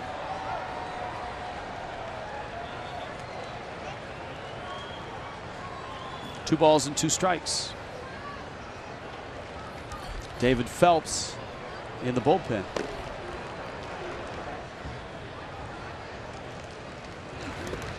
And Jose gets number 14 there. Dug out by Real Muto. He tags out Ashe. So it ties a career high. It's the 4th time he's been to 14. And since he's had 100 pitches, Phelps is just getting loose. You got an idea that he's got a shot at Ricky Nolasco's club record on that amazing night in Atlanta when Nolasco struck out 8 in a row.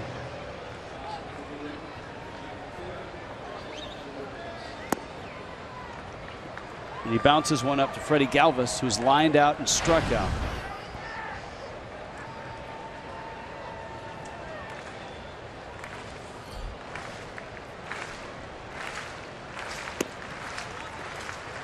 And you would know that Jose would trade them all right now for some runs.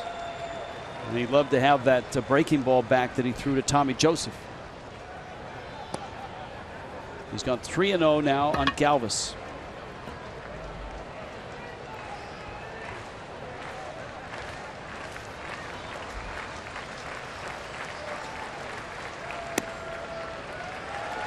And Galvis walks. This is kind of how the Phillies, remember the nice start they had in April and May before they kind of fell flat. And Don Mattingly's on his way out, and he's going to go. And Jose not happy about it. But at 104 pitches, 14 strikeouts, Don Mattingly on his way out. The Marlins, remember, skipped him over the All-Star break, trying to make sure that when they get to late September, he's at 180 innings. It looked like Mattingly pointed to the bullpen. He did. And Fernandez comes off. Phelps will come in. And this a Kendall Toyota called to the pen. It's 2-0.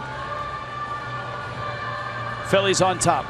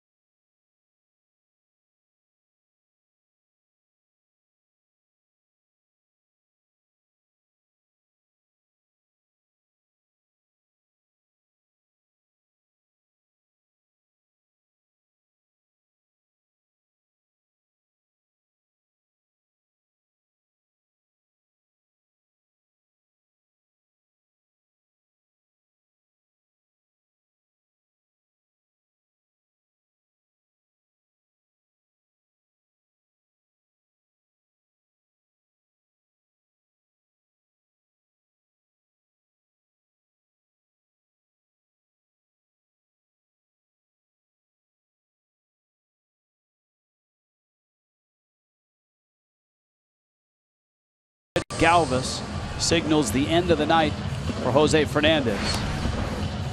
But 14 strikeouts equals his career high. It's the 4th time that he's reached that mark. 6 1/3 innings. And the Marlins right now down to the Phillies. This is how the Phillies won ball games early in the season, with good young starting pitching, a solid bullpen, and they would scratch out some runs and win close ones. And the Marlins turn to their bullpen here. David Phelps against Cesar Hernandez. You got the pitcher spot due up next, with Galvis at first and 1 out. And Phelps last time out in St. Louis got knocked around. Gave up 2 runs, a home run.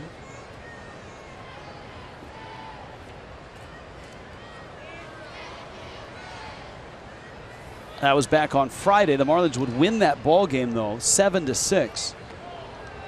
That was after a Wei-In Chen left.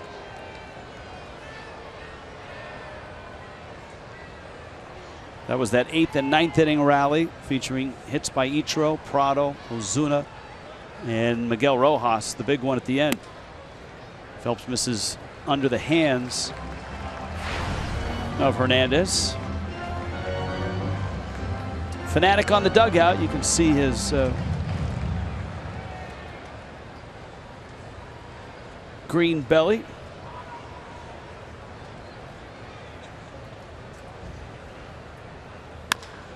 Chopper over the middle, draws edge to second, and he gets an easy 6-3 double play. Nicely done by David Phelps. Miami searching for runs and down 2-0 into the 8th.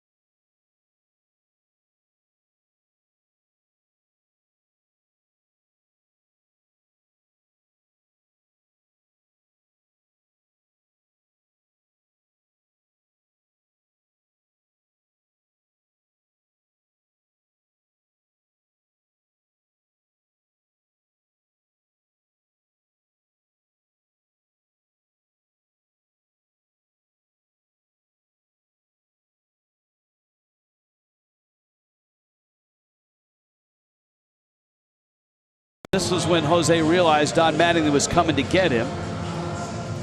Jose wanting to stay in, and that was after walking Galvis over 100 pitches. And then in the dugout at the end of the inning, a fist bump for David Phelps. And then he and Mattingly in discussion.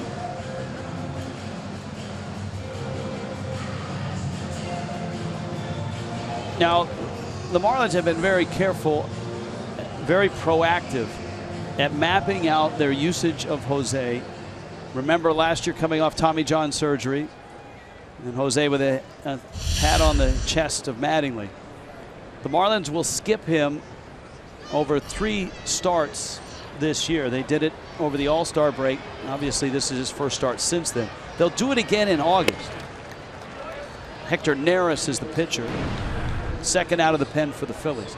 And the goal for the Marlins is to avoid a Strasburg, even the acrimony that surrounded Harvey last year, of getting to September and having Jose as a guy who could start a wild card game, start a division series, start deep into October.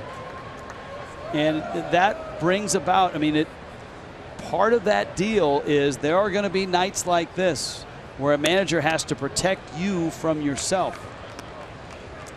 And I got no problem with anything that happened there. I think you, as a manager, you want to have a situation where your guy wants to be out there on the mound. Amen. You want someone with that competitive spirit, that fire to say, look, I want to keep going. Dietrich sends that out into center field. And Eddie Ramos, Hector Neris, they both look a lot like Aaron Nola tonight. The Marlins can't solve any of the three. Pitch family members, renew your tickets today. It's your chance to win incredible prizes and experiences that are given away daily. And you guarantee 2017 All-Star Week tickets and enjoy maximum savings, rewards, flexible payment options. 1-877-MARLINS. Go to marlins.com. A crowd of just under 20,000 here in Philly, 19,115.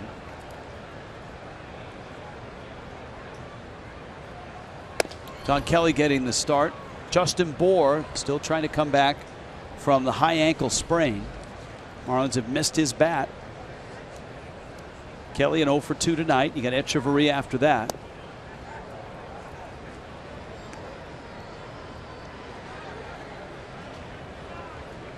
Nick Wickren in Miami's pen.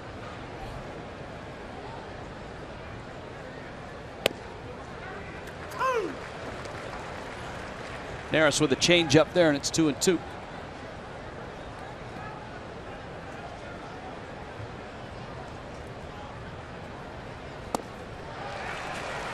Wow, just a great job of pitching. Mixed it up, didn't give him the same look. Kelly goes down on strikes.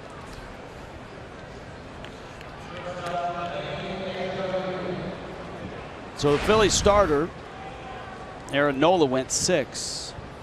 Eddie Ramos a 1-2-3 7th. Neris has the first 2 outs here.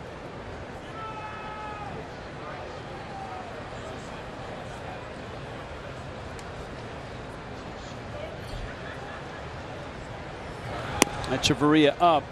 You got the pitcher spot on deck, which means Ichiro has emerged. And going through that stretching routine on deck, Echeverria, center field, caught there by Herrera. And the Marlins having trouble solving anybody on the mound in a Phillies uni. It's 2-0 Phils.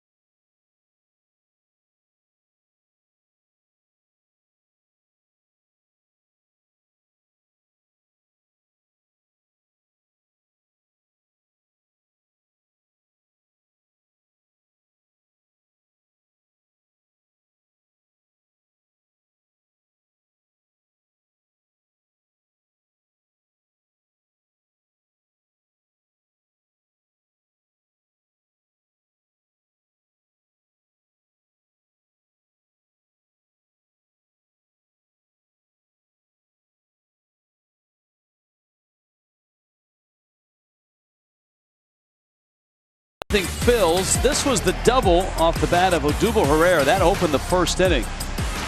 That was against Jose Fernandez. This was a strikeout for the first out, but as JT Realmuto threw to first, an aggressive move by Herrera pays off because he would score on this ground ball up the middle. 1-0 Phils.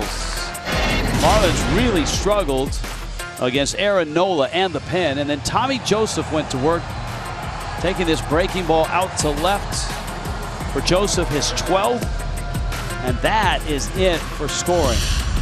Even Juan Samuel was happy. And Joseph rounding third. There's your line score. Just 2 hits for Miami, just 4 hits for the Phillies.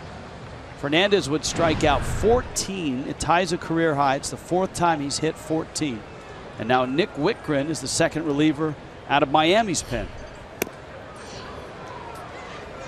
And Andres Blanco with a healthy cut. Pinch a penny, proud to present Blanco as a pinch hitter. Odubel Herrera, Peter Borges. Coming up, there's a liner to left. Yelich got it. He appeared to lose it for a moment, but good closing speed.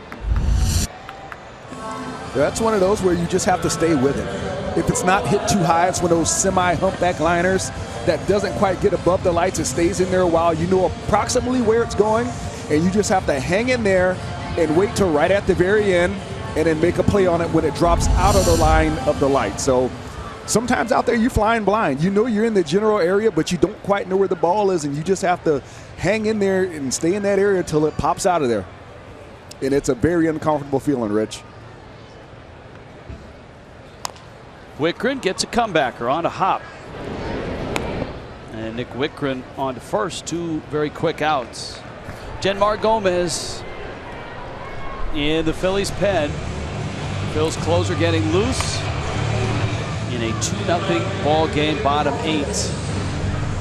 MLB at bats. If you got a tablet, if you got a phone, if you got a watch, keep in touch with the Marlins and all of Major League Baseball throughout the year. Download it, MLB.com. At bat, #1 app for live baseball. Going. I got mine open right now, Rich. How about that for Nick Wittgren? Yelich closing, 4 pitches, 3 outs. To the 9th, it's 2-0 Phils.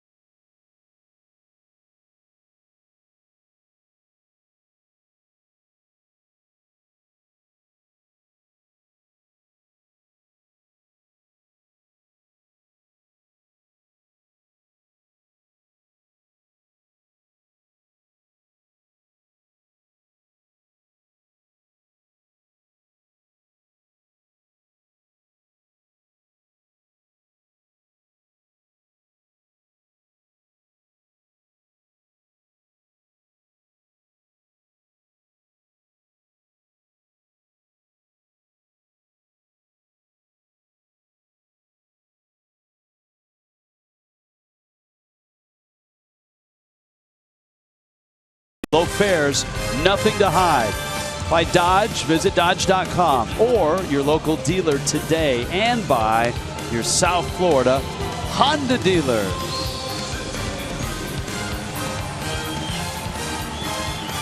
The Liberty Bell all lit up here at Citizens Bank Park. Marlins are down in the 9th, 2-0, and Ichiro will lead it off. Top of the order, Realmuto and Prado to follow. Ichiro coming off certainly a nice series in St. Louis. Had a pinch hit in one of the games, and yesterday went 3 for 4 with a walk, a double and a stolen base. 6 shy of 3,000. Genmar Gomez pumps in a strike at 90 miles an hour. Andres Blanco stays in the ball game, and he's at first base.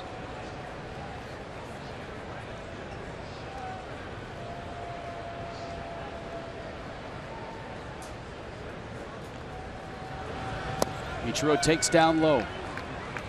All of the numbers for Ichiro up highly from last year. You see Gomez in his mark. Gomez with 24 saves before the All-Star break. That actually tied a club record. Jose Mesa in 01, Steve Bedrosian in 87.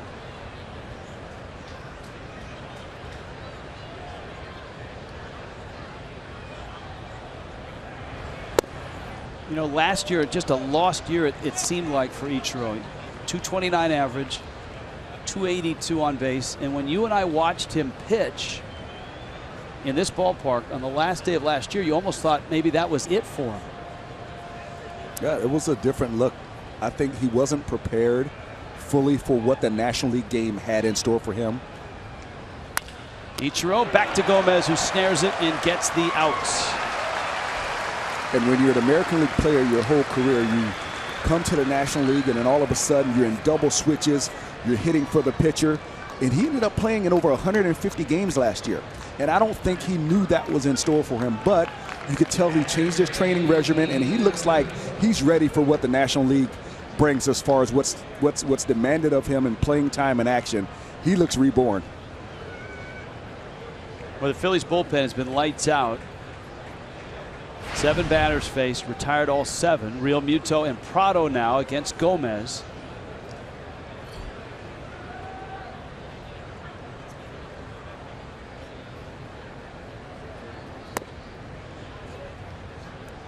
Marlins Eye brought to you by Checkers is coming up. Craig Minervini, Jeff Nelson.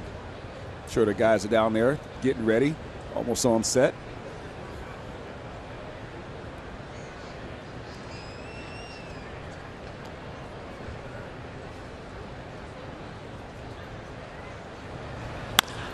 Up the middle, sharp single by Real Muto. And the Marlins will bring the tying run to the plate in Prado, and if he stays out of a double play, it'll get Yelich in at bat. And obviously the Marlins would love to advance all the way to Stanton, who is behind Yelich.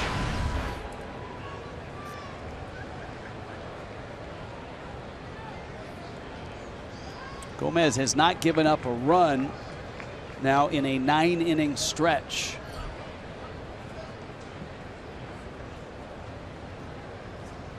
Prado 0 for 3.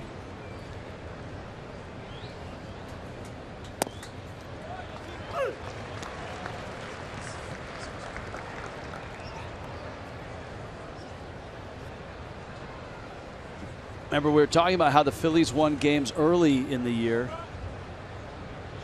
9 shutouts. 6 innings from Aaron Nola. Eddie Ramos for an inning. Hector Neris for an inning.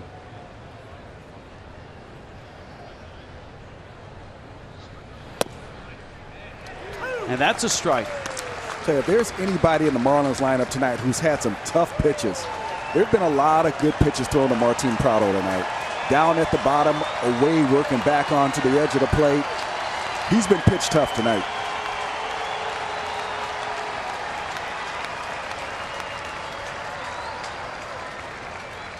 Oh and 2. Real Muto, the runner at first.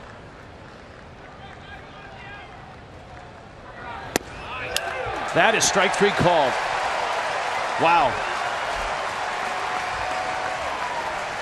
And it's right on the black. Dan Bellino's had an outstanding night behind the plate. This pitch comes back. Like I said, it starts out as a ball and just tails right back onto the corner. Good pitch. So it's up to Yelich to keep things going.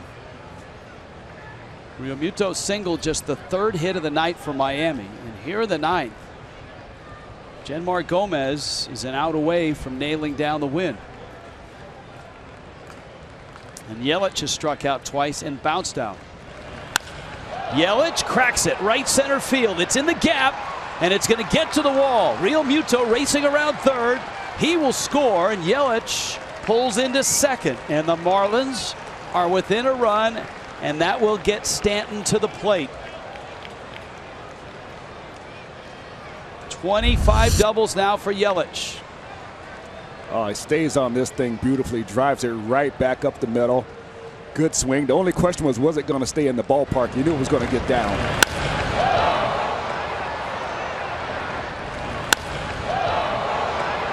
Good turn. See that good deep round around second base right there?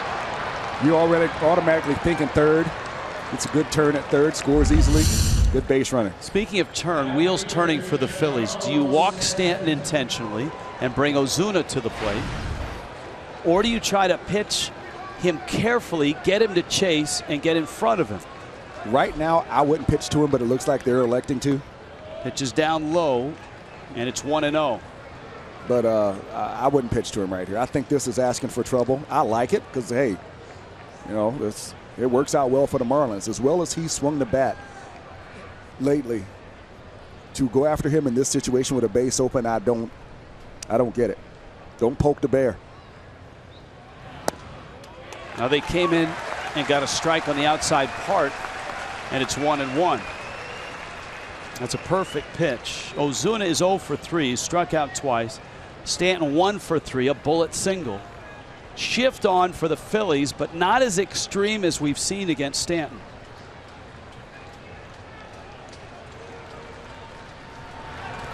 In the dirt. And it's 2-1.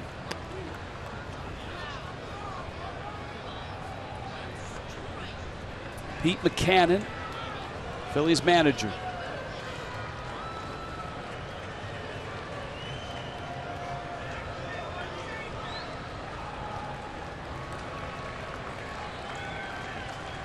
Stan had 4 hits in St. Louis, including 3 doubles. Great speed with Yelich at second. Oh, I don't know about that one. That one might be a little bit further away. Stanton didn't like it, yeah, and with good reason. That was way out.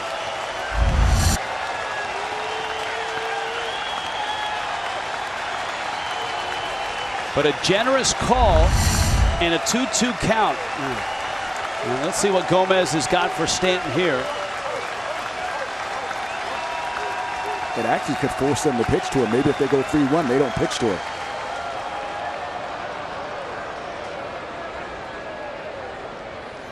Well, the one thing that everybody focuses on home runs with Stanton, and rightfully so. They're usually hit like rockets at 115 miles an hour, and they go 450 feet. But for the Marlins, his base hits have been big base hits lately. Singles and doubles. Stanton with a quick conversation with Dan Bellino. And that's all the Marlins need right now, is just a base hit.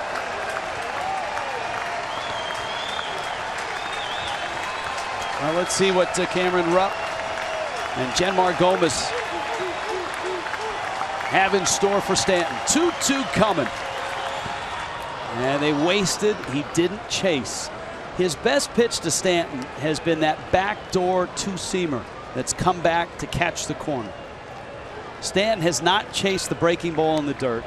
What does he get 3-2? They got to throw him another breaking ball. You cannot risk throwing him a fastball for a strike and him getting a base hit right here. I think you have to throw him a breaking ball. If he chases, fine. If he doesn't, he goes to first base.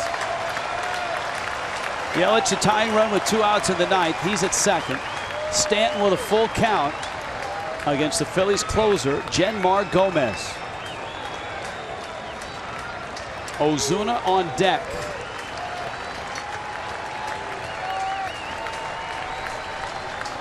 And Stanton steps out. Why Gomez does steps keep off. rubbing his wrist? Like, have you noticed this? When he stepped off the first time, he rubbed his wrist. And right there, he rubs it. That's not a normal action to rub your wrist.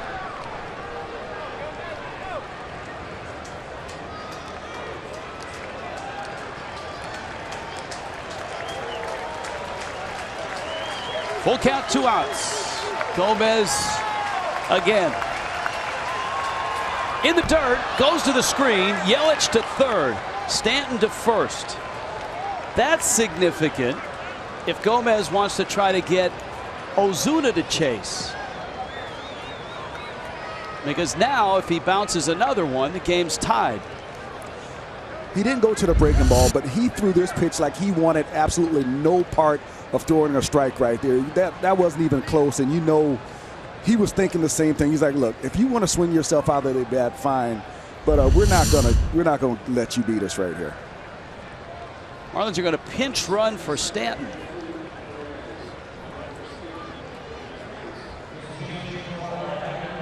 Jeffrey Perez will run for Stanton.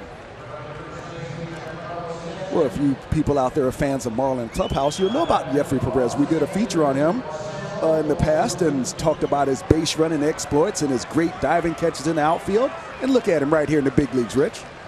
Ozuna now. And a pitch misses in from Gomez.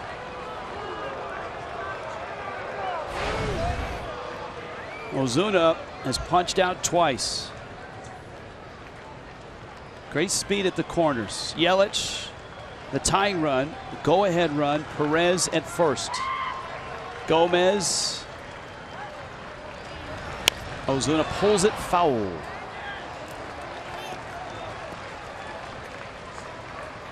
Some frustrating at-bats for Ozuna. Called out on strikes in the 5th. Chased a high fastball in the 7th.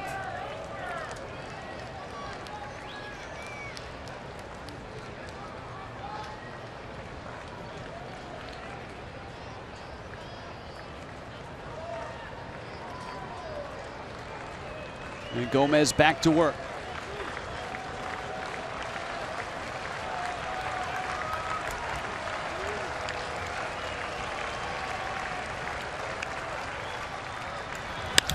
Ozuna, center field, and it falls, and the Marlins have tied it. Perez is flying into third. He is out.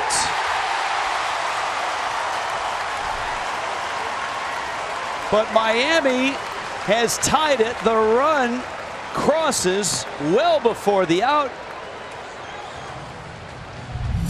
And from 2-0 to 2-2, Ozuna.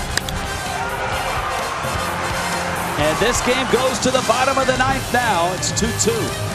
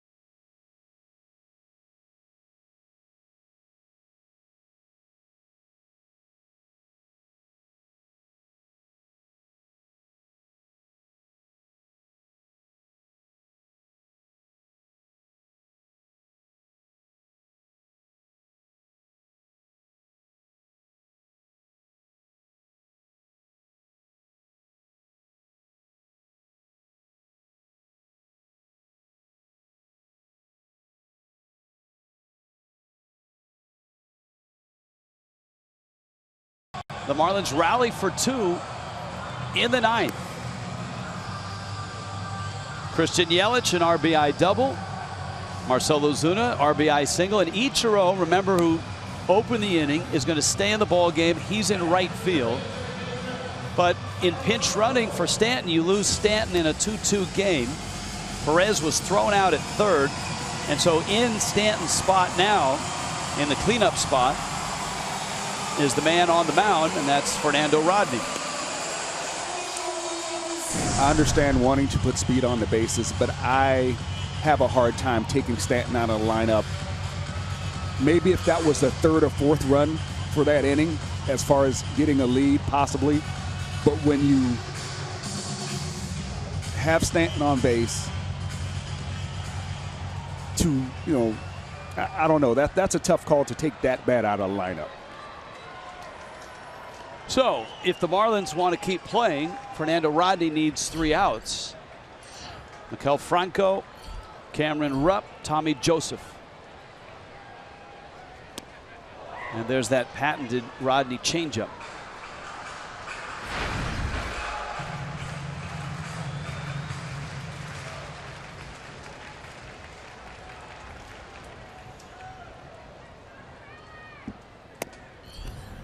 Fastball misses. And it's a ball and a strike.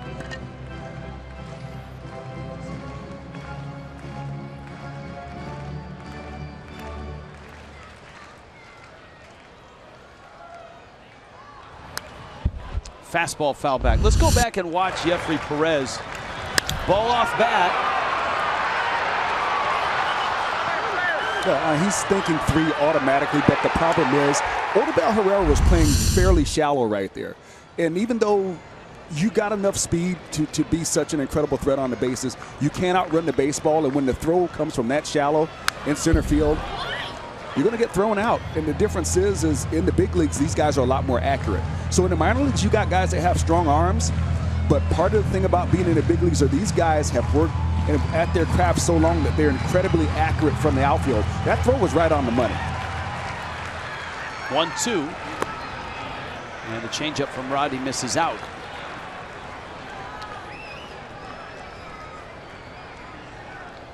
Well, if Rodney can get through the 9th, the Marlins still have a pretty good supply of quality arms in the bullpen. They'll have Kyle Barraclough and A.J. Ramos available. David Phelps and Nick Whitgren have worked. That's outside corner. Down goes Franco. Franco looking over the plate, shaking his head. And that pitch, that's May right. have been just a hair off. But that is right up on the edge, isn't it? it's close. It's incredibly close. That pitch has been a strike most of the night for both teams. Well, he's called a few worse than that on that outside corner. Not many, but where he has been generous has been on the first base side of home plate. Yep, and for both Aaron Nola and for Jose Fernandez. So here's Cameron Rupp.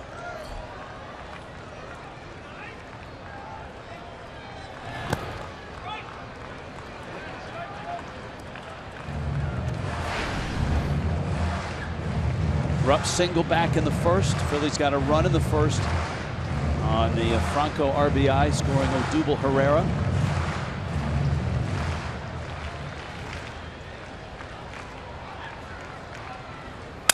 Busted bat.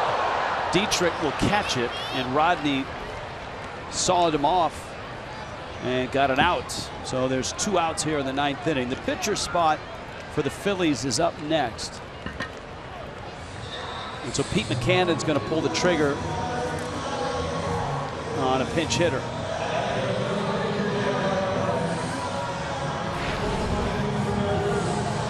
Jimmy Paredes, acquired from Toronto in early June. Paredes hits here.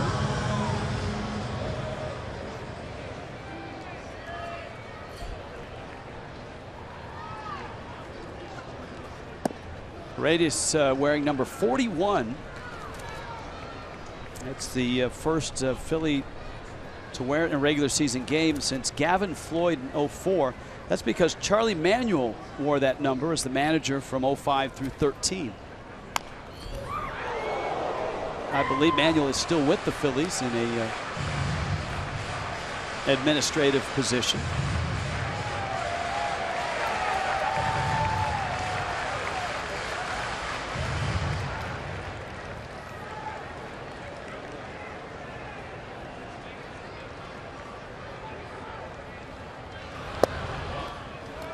Strike, and Rodney is a strike away from getting this ball game to the 10th.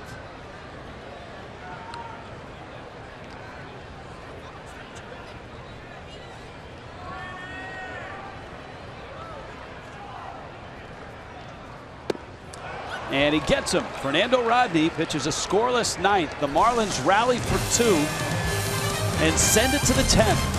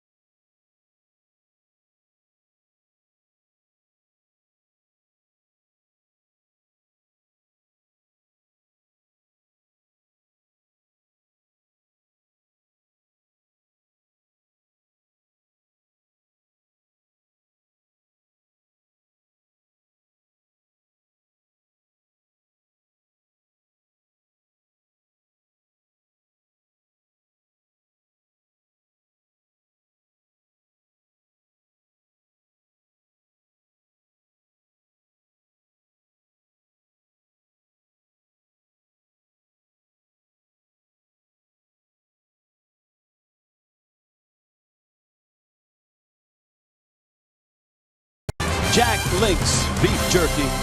Feed your wild side. Let's check in with Jessica Blaylock.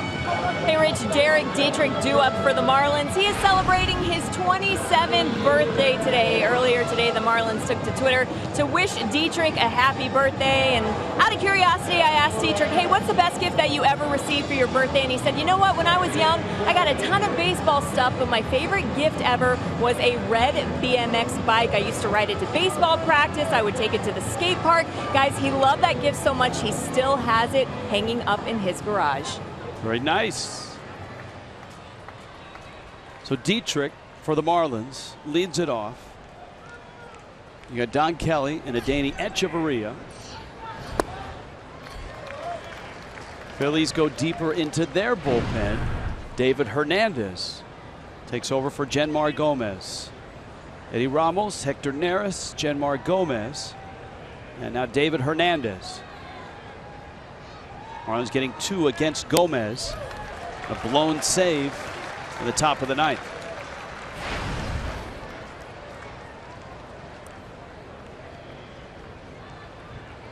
Remember that inning ended in the ninth with Jeffrey Perez getting thrown out trying to go first and third on the Ozuna base hit, and Dietrich strikes out. And so here comes Don Kelly. Kyle Bearclaw in Miami's pen.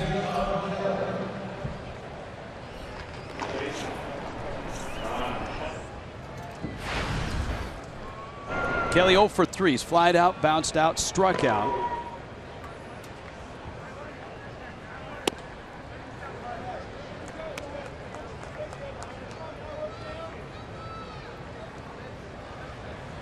Fish now with 5 hits. Phillies have 4. This game started with Aaron Nola and Jose Fernandez both looking sharp. Nola would go 6 innings, 5 strikeouts, and just 2 hits. And the Marlins didn't sniff a run against the 23-year-old right-hander. Fernandez would strike out 14, tying his career high in 6 1/3. But he would give up 2 runs, walk 2 on 4 hits. Giancarlo Stanton out of the game, lifted for a pinch runner in the ninth. And a breaking ball misses out to Kelly. Remember, for the Marlins in their lineup, Ichiro is in that 9 spot. And Kelly walks. A 1-out walk to Kelly. Here is Echeverria, and you got Ichiro on deck.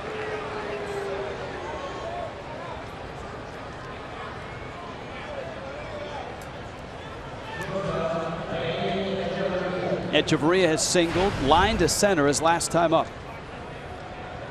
See the numbers at the bottom. His numbers against the Phillies are good. His numbers in this ballpark are very good. Both St. Louis, in which Echeverria and the Marlins just came from, and Citizens Bank Park are good parks for Etch.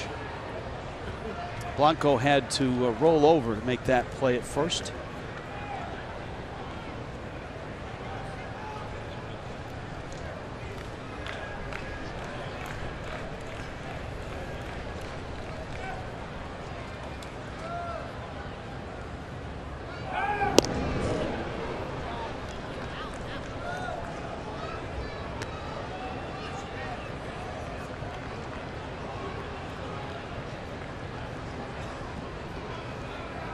Long look down to Lenny Harris from Echeverria. Fernandez is quick to the plate. And he's up there. It's 1-0.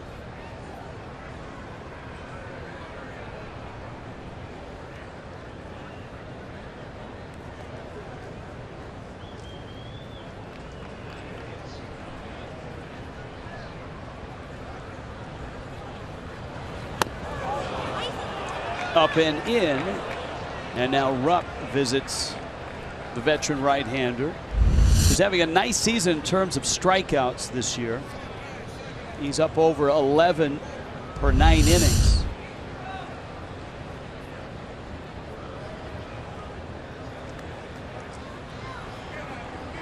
But he was way off the radar on that one.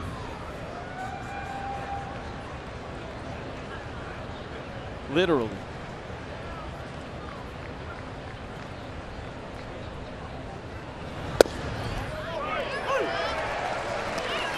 Two and one.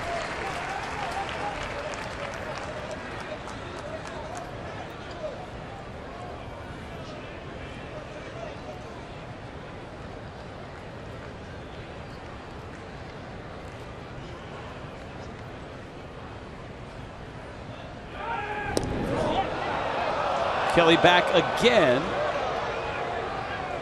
Blanco motioning to the Philly dugout that he thought Kelly was out, and to look at the tape. He's safe. Yeah, it looked like the hand was in. The tag was up on the rib cage.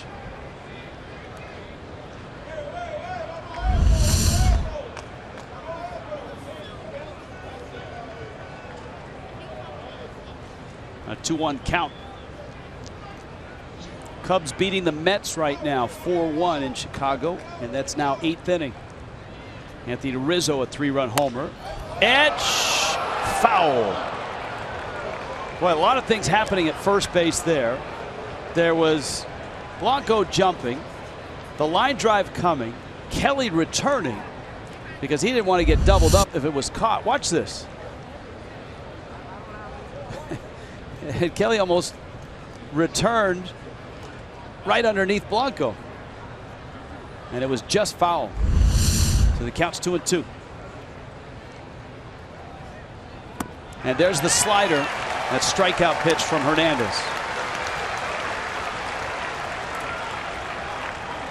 That's nasty. You come close to getting a double down the line, and the next pitch is that thing. Just dropping off the table, disappearing.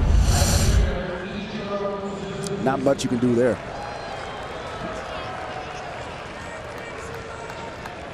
So here is Ichiro, his second at bat.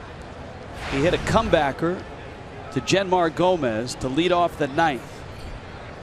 Kelly the runner at first. And a pitch misses down low.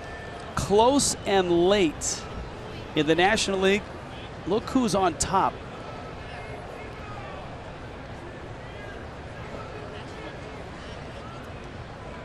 Two runs or less, 7th inning on. And that's the amazing thing about Ichiro. All of his numbers are way up over last year. From average to on base to pinch hitting. You saw the close and late with runners in scoring position.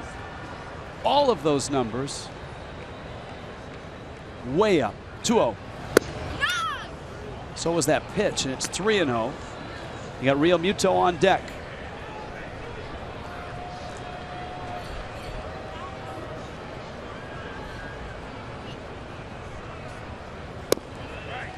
A strike.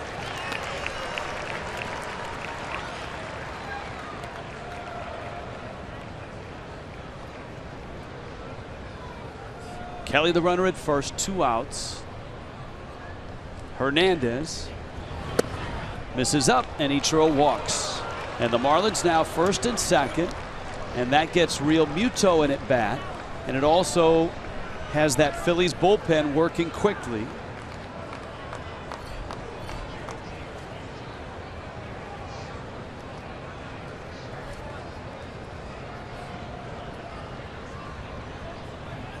Oberholzer, the lefty, was up. See John McLaren, former Major League skipper. And it looks like Oberholzer will continue to get loose. And you would think that's in case Yelich gets to the plate.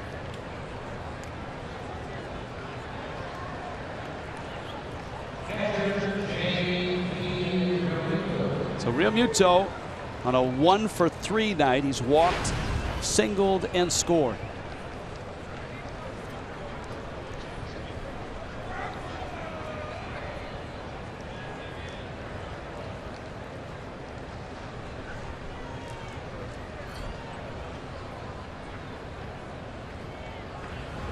Breaking ball lined in the gap, left center field, a dive and a catch. Cody Asche robs Real Muto and keeps this game at 2-2. Boy, how close was this to a Marlins lead?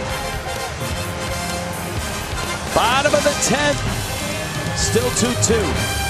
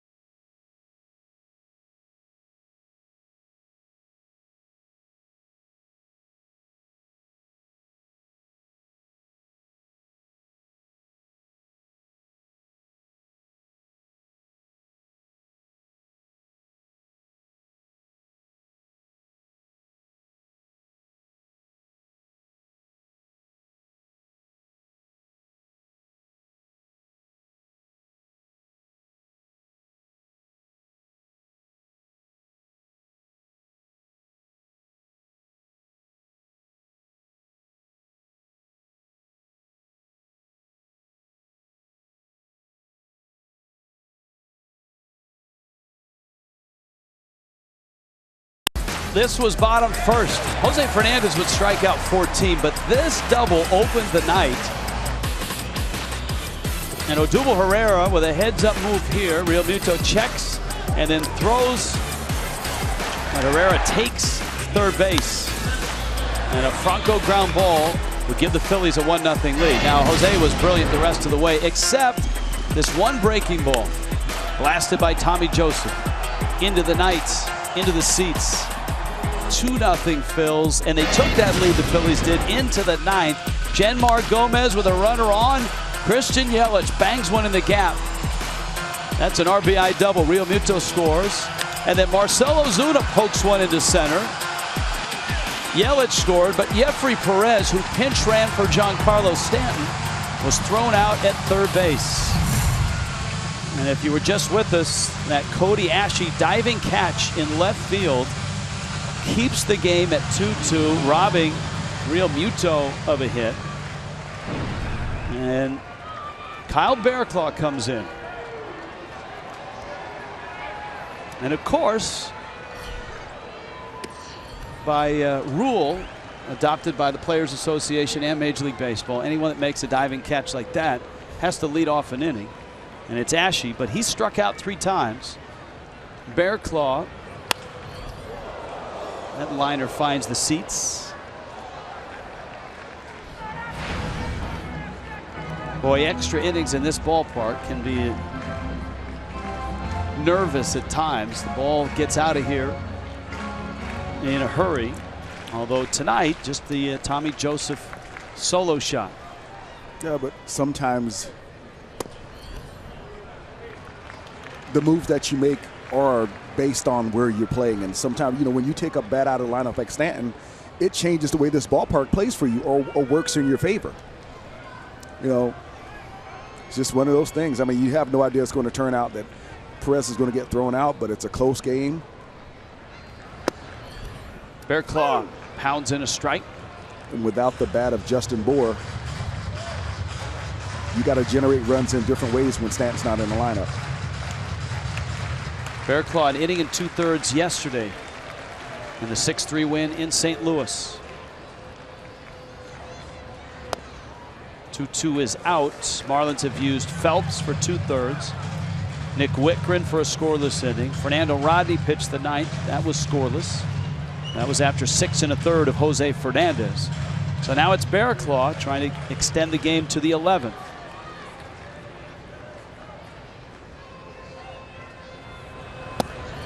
And Bear Claw angry. You saw him turn and yell into his glove. A leadoff walk. And now here comes Galvis.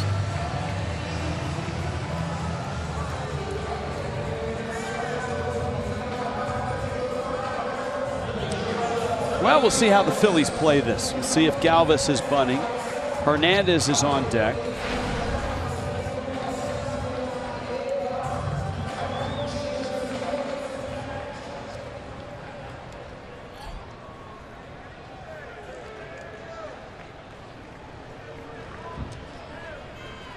Phillies still have some experienced bats on the bench to pinch hit with.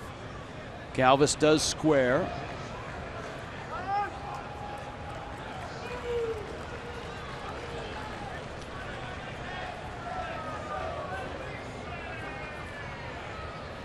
Staring down at Juan Samuel.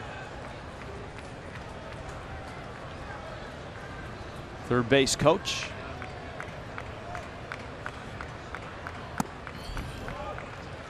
And takes ball 1. And for Bear Claw right now, he's got to figure out how to throw strikes.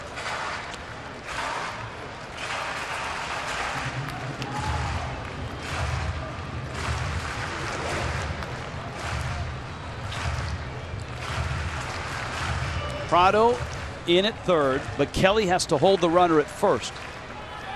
And that's certainly where Galvis is going to try to go. And Bear Claw misses again. And it's 2-0.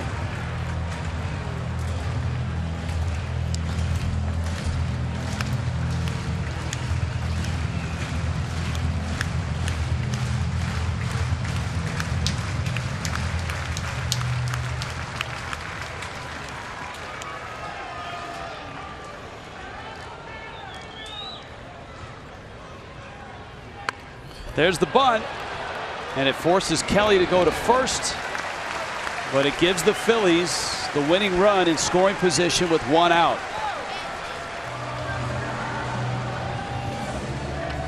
Cesar Hernandez coming up now.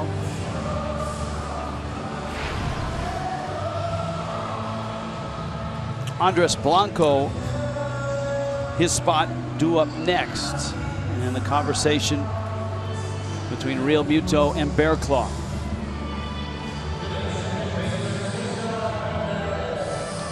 Hernandez has walked, bounced into a double play, and bounced to second.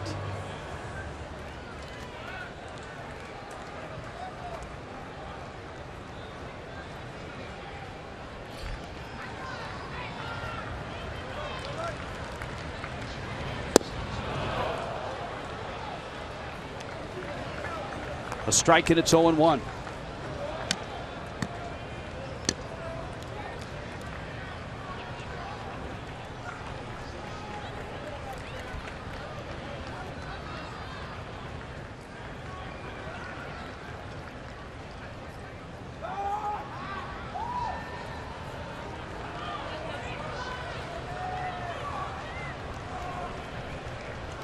got Yelich in left. He's not real deep. Ozuna's got a plus arm in center. Ichiro still has one of those at age 42. He's not very deep in right. And Bearclaw trying to keep Ashy close.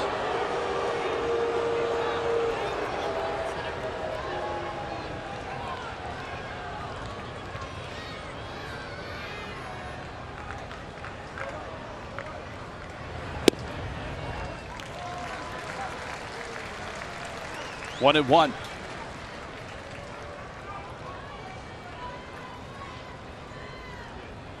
Phillies have Tyler Goodell, Carlos Ruiz, Ryan Howard.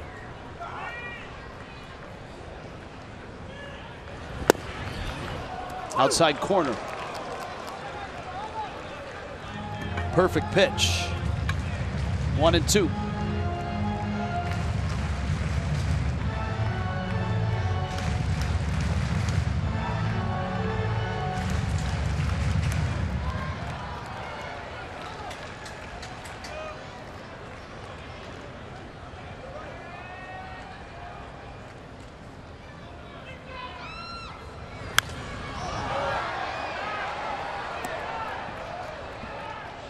Fernandez hangs in there at 1-2.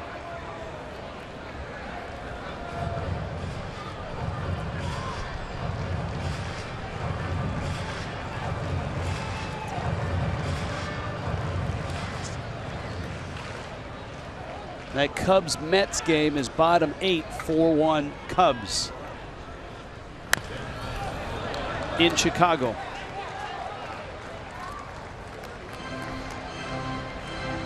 Here, starting pitchers were outstanding. The Marlins were able to get to the Phillies bullpen. Their closer, Genmar Gomez, for 2 in the top of the 9th.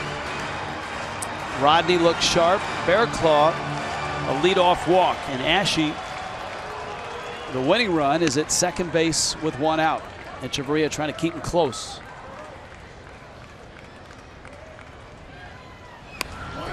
Good at bat here from Hernandez.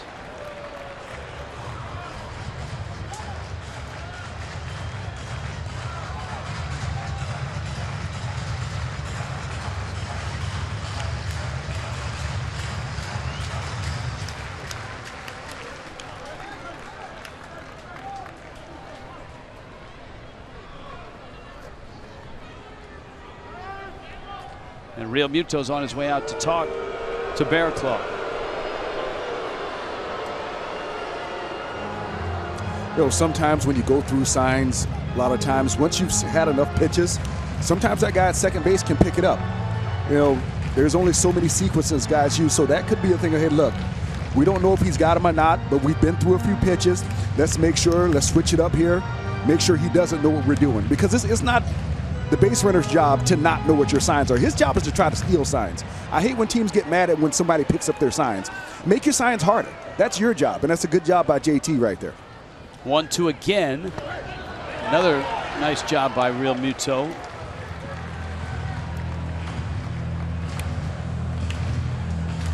Little by little, you can see the influence that Brian Schneider has had on Real Muto, whose catching skills get a little bit better as the day goes. And Real Muto will be the first to tell you that as a high school shortstop, he's still sharpening his craft. Well, it's a very difficult skill to learn, and especially being young at the big league level. Got him with a high fastball. 97 from Bearclaw. But JT's such a hard worker that he's going to figure it out, and he's doing a great job. That's just top of the zone fastball at 97. There's not very many people in baseball or out of baseball who ever hit that pitch. Maybe Vladimir Guerrero. Other than that, I can't think of many guys who hit that pitch. So Blanco now, who lined out back in the 8th.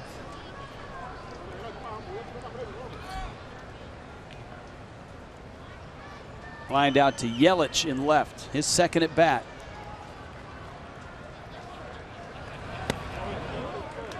Bearclaw breaking ball misses down low. A walk, a sacrifice bunt. a strikeout.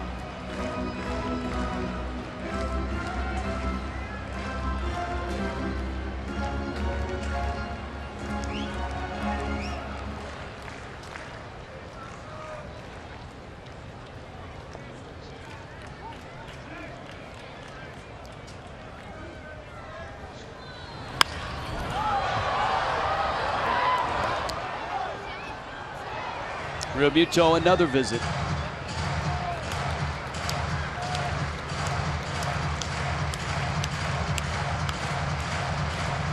Marlins bench still has Jeff Mathis, Chris Johnson, Miguel Rojas, and Cole Gillespie.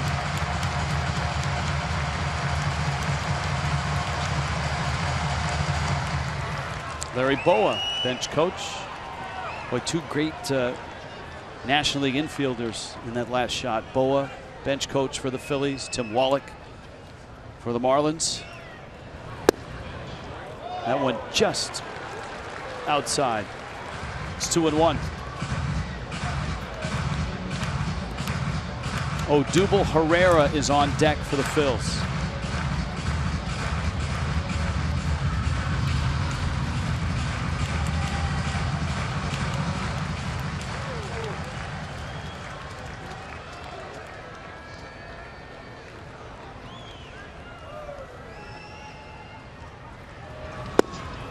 That's a strike.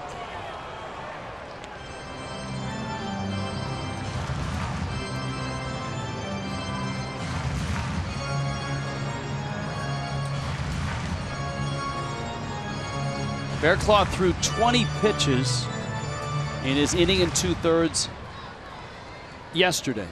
21 pitches here. He's 2-2 on Blanco.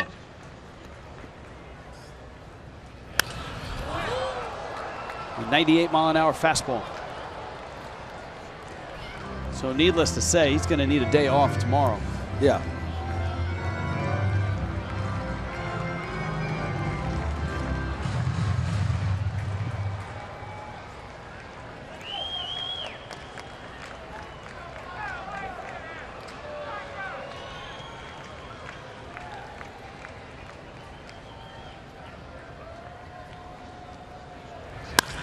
Bouncer up the middle. Dietrich on to first, on to the 11th. Kyle Barraclough, a scoreless 10th.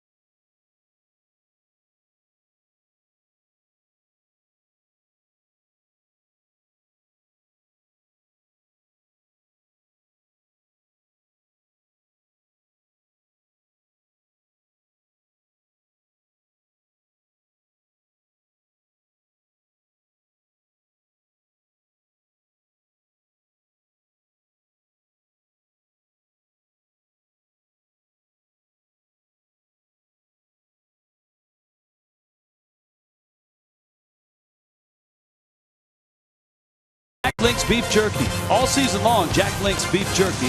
Feed your wild side. 2-2 ball game. Marlins and Phillies on to the 11th. It was 2-0 into the 9th. The Marlins got 2 in the 9th to tie it, and then the bullpens have been tight since, especially for the Phillies. The Marlins bullpen has been outstanding all night long. Martin Prado getting set. And he'll lead it off with Christian Yelich, and then the pitcher spot for Miami.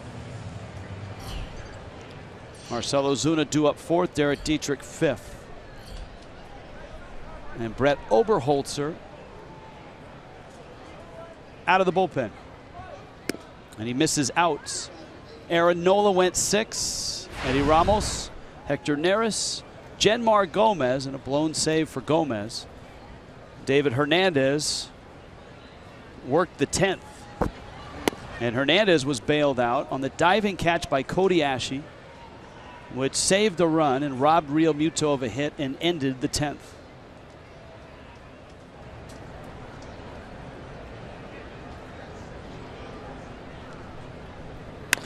Prado left field and deep and gone. Martin Prado, so good against lefties. Oberholzer comes out of the pen and Prado goes yard. And Miami has the lead. It's 3-2. Oh, that had to feel good.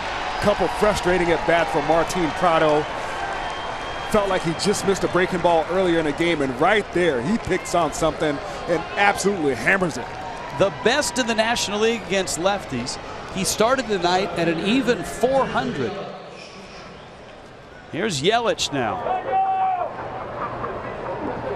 Number 3 for Prado. And Yelich takes in.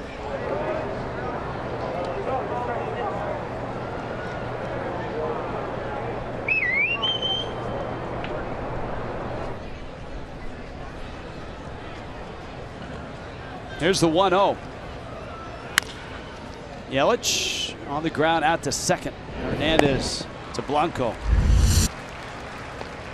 Oh, this is just fastball up in his own middle of the plate, and Prado throws ahead, and that ball is a souvenir.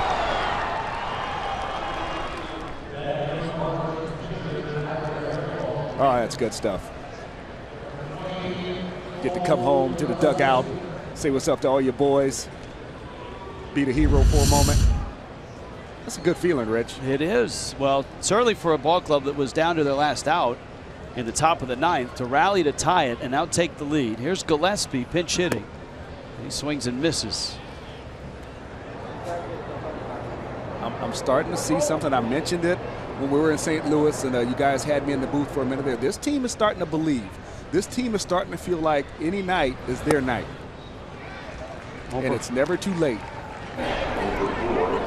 A.J. Ramos, Miami's pen.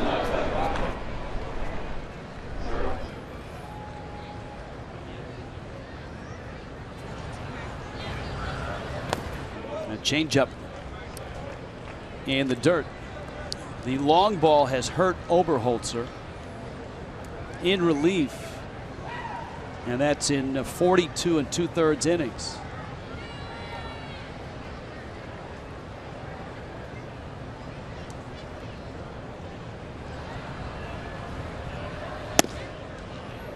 Good take by Gillespie. It's 2-2.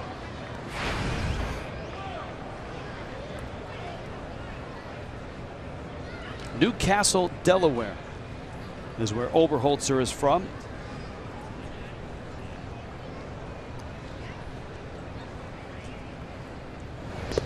Ball in the dirt, and he was part of that trade. Remember that for the longest time, the Phillies had groomed Ken Giles to be their closer, and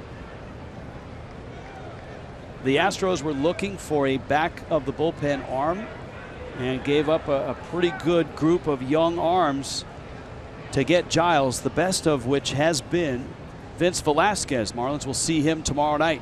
3-2. 2 big hops for Galvis.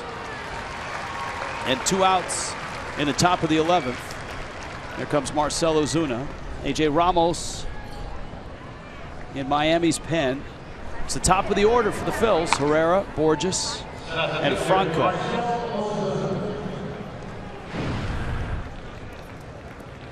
Marlins should announce their starter for tomorrow night on Marlins Live. Don Mangley saying he wanted to wait till the end of the game to announce it. because you've got corresponding moves that have to be made, so you don't want a player who's involved in the game finding out, hey, I'm going down.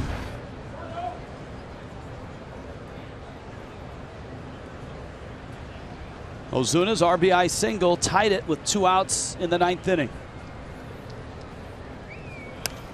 And he was trying to knock that one in the seats, looking for home run number 18. Good adjustment from Ozuna. We talked about that at bat before he got the single. Him getting out of his game plan, trying to pull the ball early. On that base hit, he stayed up the middle, got himself an RBI knock, big knock in the game. That's what he's been doing all year. That's where he's got to stay. He lays off a changeup. The guys like Ozuna, they don't hit home runs when they try to hit home runs because they get outside of themselves. When he just uses that normal setup, that good thought process, the home runs are going to happen for him.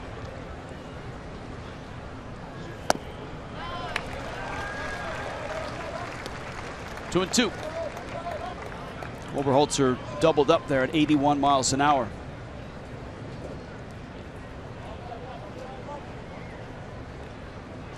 Was in Houston's bullpen the last 3 seasons. Nope, Ozuna didn't chase it, and a close take, but you see pitch 5 out of the zone. And sometimes it takes for you to have a really bad at bat for you to reset that mindset where you realize, look, I'm having a good year right here. I can't mess this up. Get back to what's working. Ozuna high and deep, and Ashe is at the track and makes the catch. Bottom 11, A.J. Ramos will try to save it for Miami. Martin Prado gives the Fish a 3-2 lead in extras.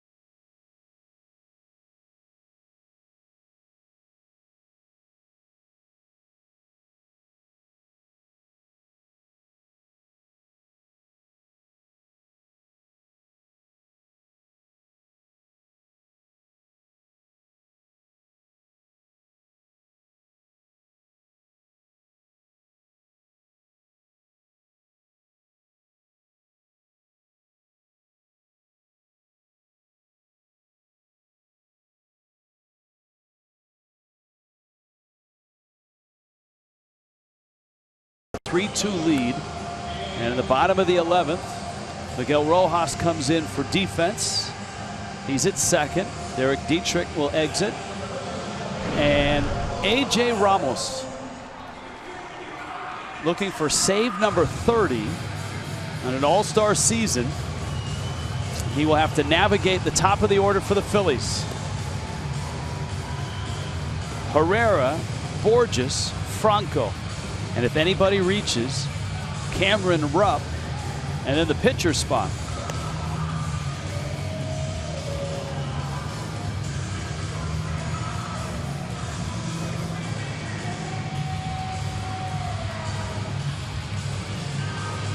Ramos has just been so solid. One of those closers throughout the league that just seems to never get rattled. Does not mind the big moment. Can pitch himself out of trouble. Especially after he's pitched himself into trouble. That's usually how it happens. And so here he is in the bottom of the 11th. Herrera's 1 for 4. That double that started things in the first But when you have the ability to miss bats, I think we saw 49 strikeouts in 38 innings. When you have the ability to miss bats, you can correct a lot of wrongs.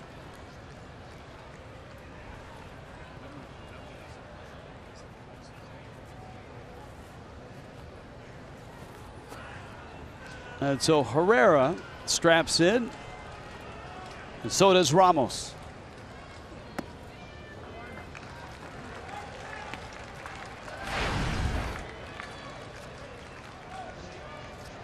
Phillies are pretty happy what they have after plucking him from the Rangers in the Rule 5 draft before last season. A guy that hadn't played the outfield. He's been in center field for a season and a half now for the Phils.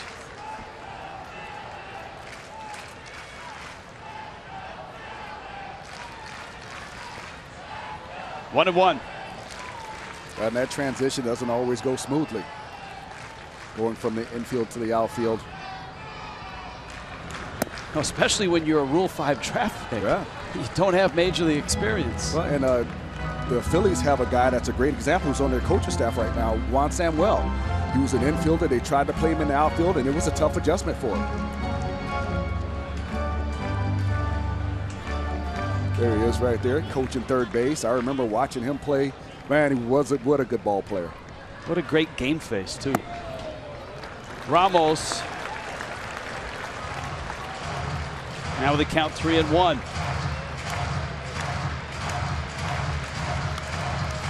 Well, nothing's easy for A.J. Ramos. He's kind of proven that.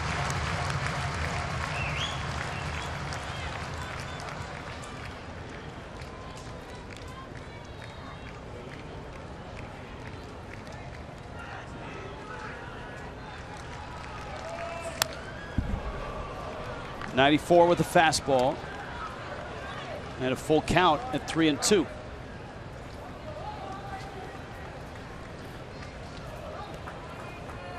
And that Cubs game has gone final. The Cubs beat the Mets. So this, if the Marlins can nail it down, it would be a really nice win to get.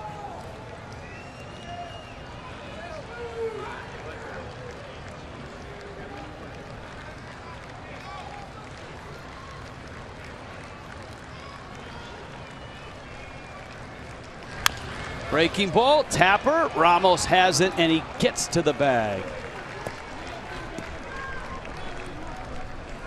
Coming into tonight, when trailing after the 8th inning this season, the Marlins 0-40. They were down 2-0 in the 9th.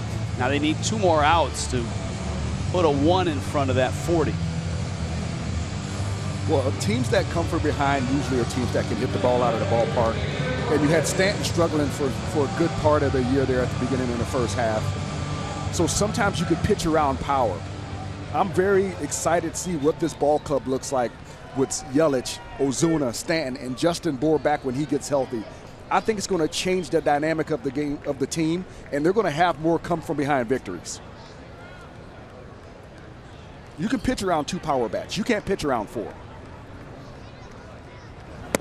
Breaking ball and a strike to Borges. You got Franco on deck.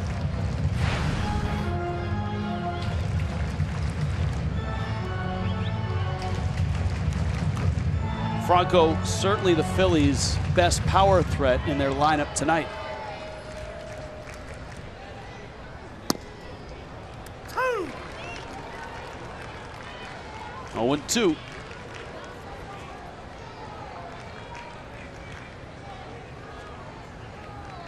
He's had quite a year in extra innings.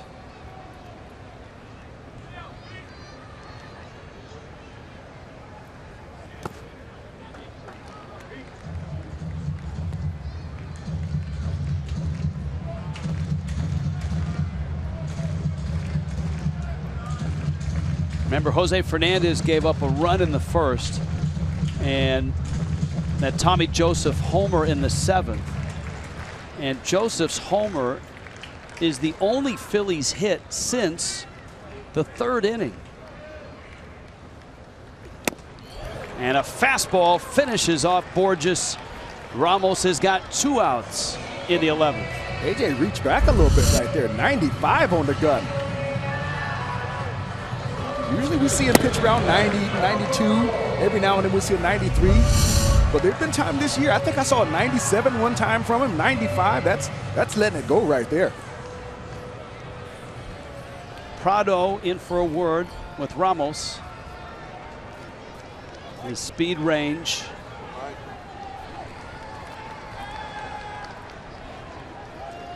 Since driving in a run in the first, Franco has struck out 3 times.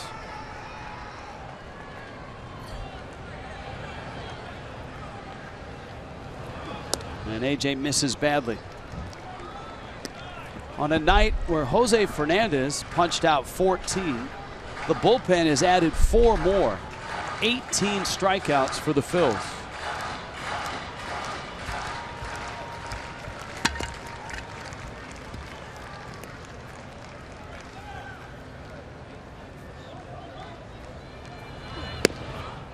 Ramos misses with 2 breaking balls, and it's 2-0. Cameron Rupp is on deck.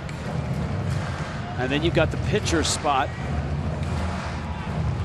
Ramos trying to gather himself and get this last out.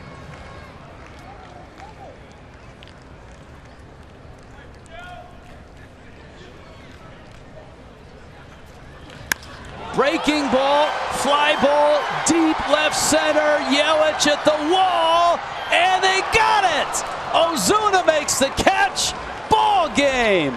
380 feet from home plate. Marcell Ozuna runs it down, and the Marlins survive with a smile from Ramos and a sigh of relief from everybody else. The Marlins win it 3-2. My goodness. Franco gave it a ride, but the Fish hold on by the narrowest of margins. Marcell Ozuna and Christian Yelich, and Ozuna, who calls Yelich off, gives him a big bear hug. And Ramos, with a smile, knows he survived. Marlins Live is next. The Fish all alone in second in the East.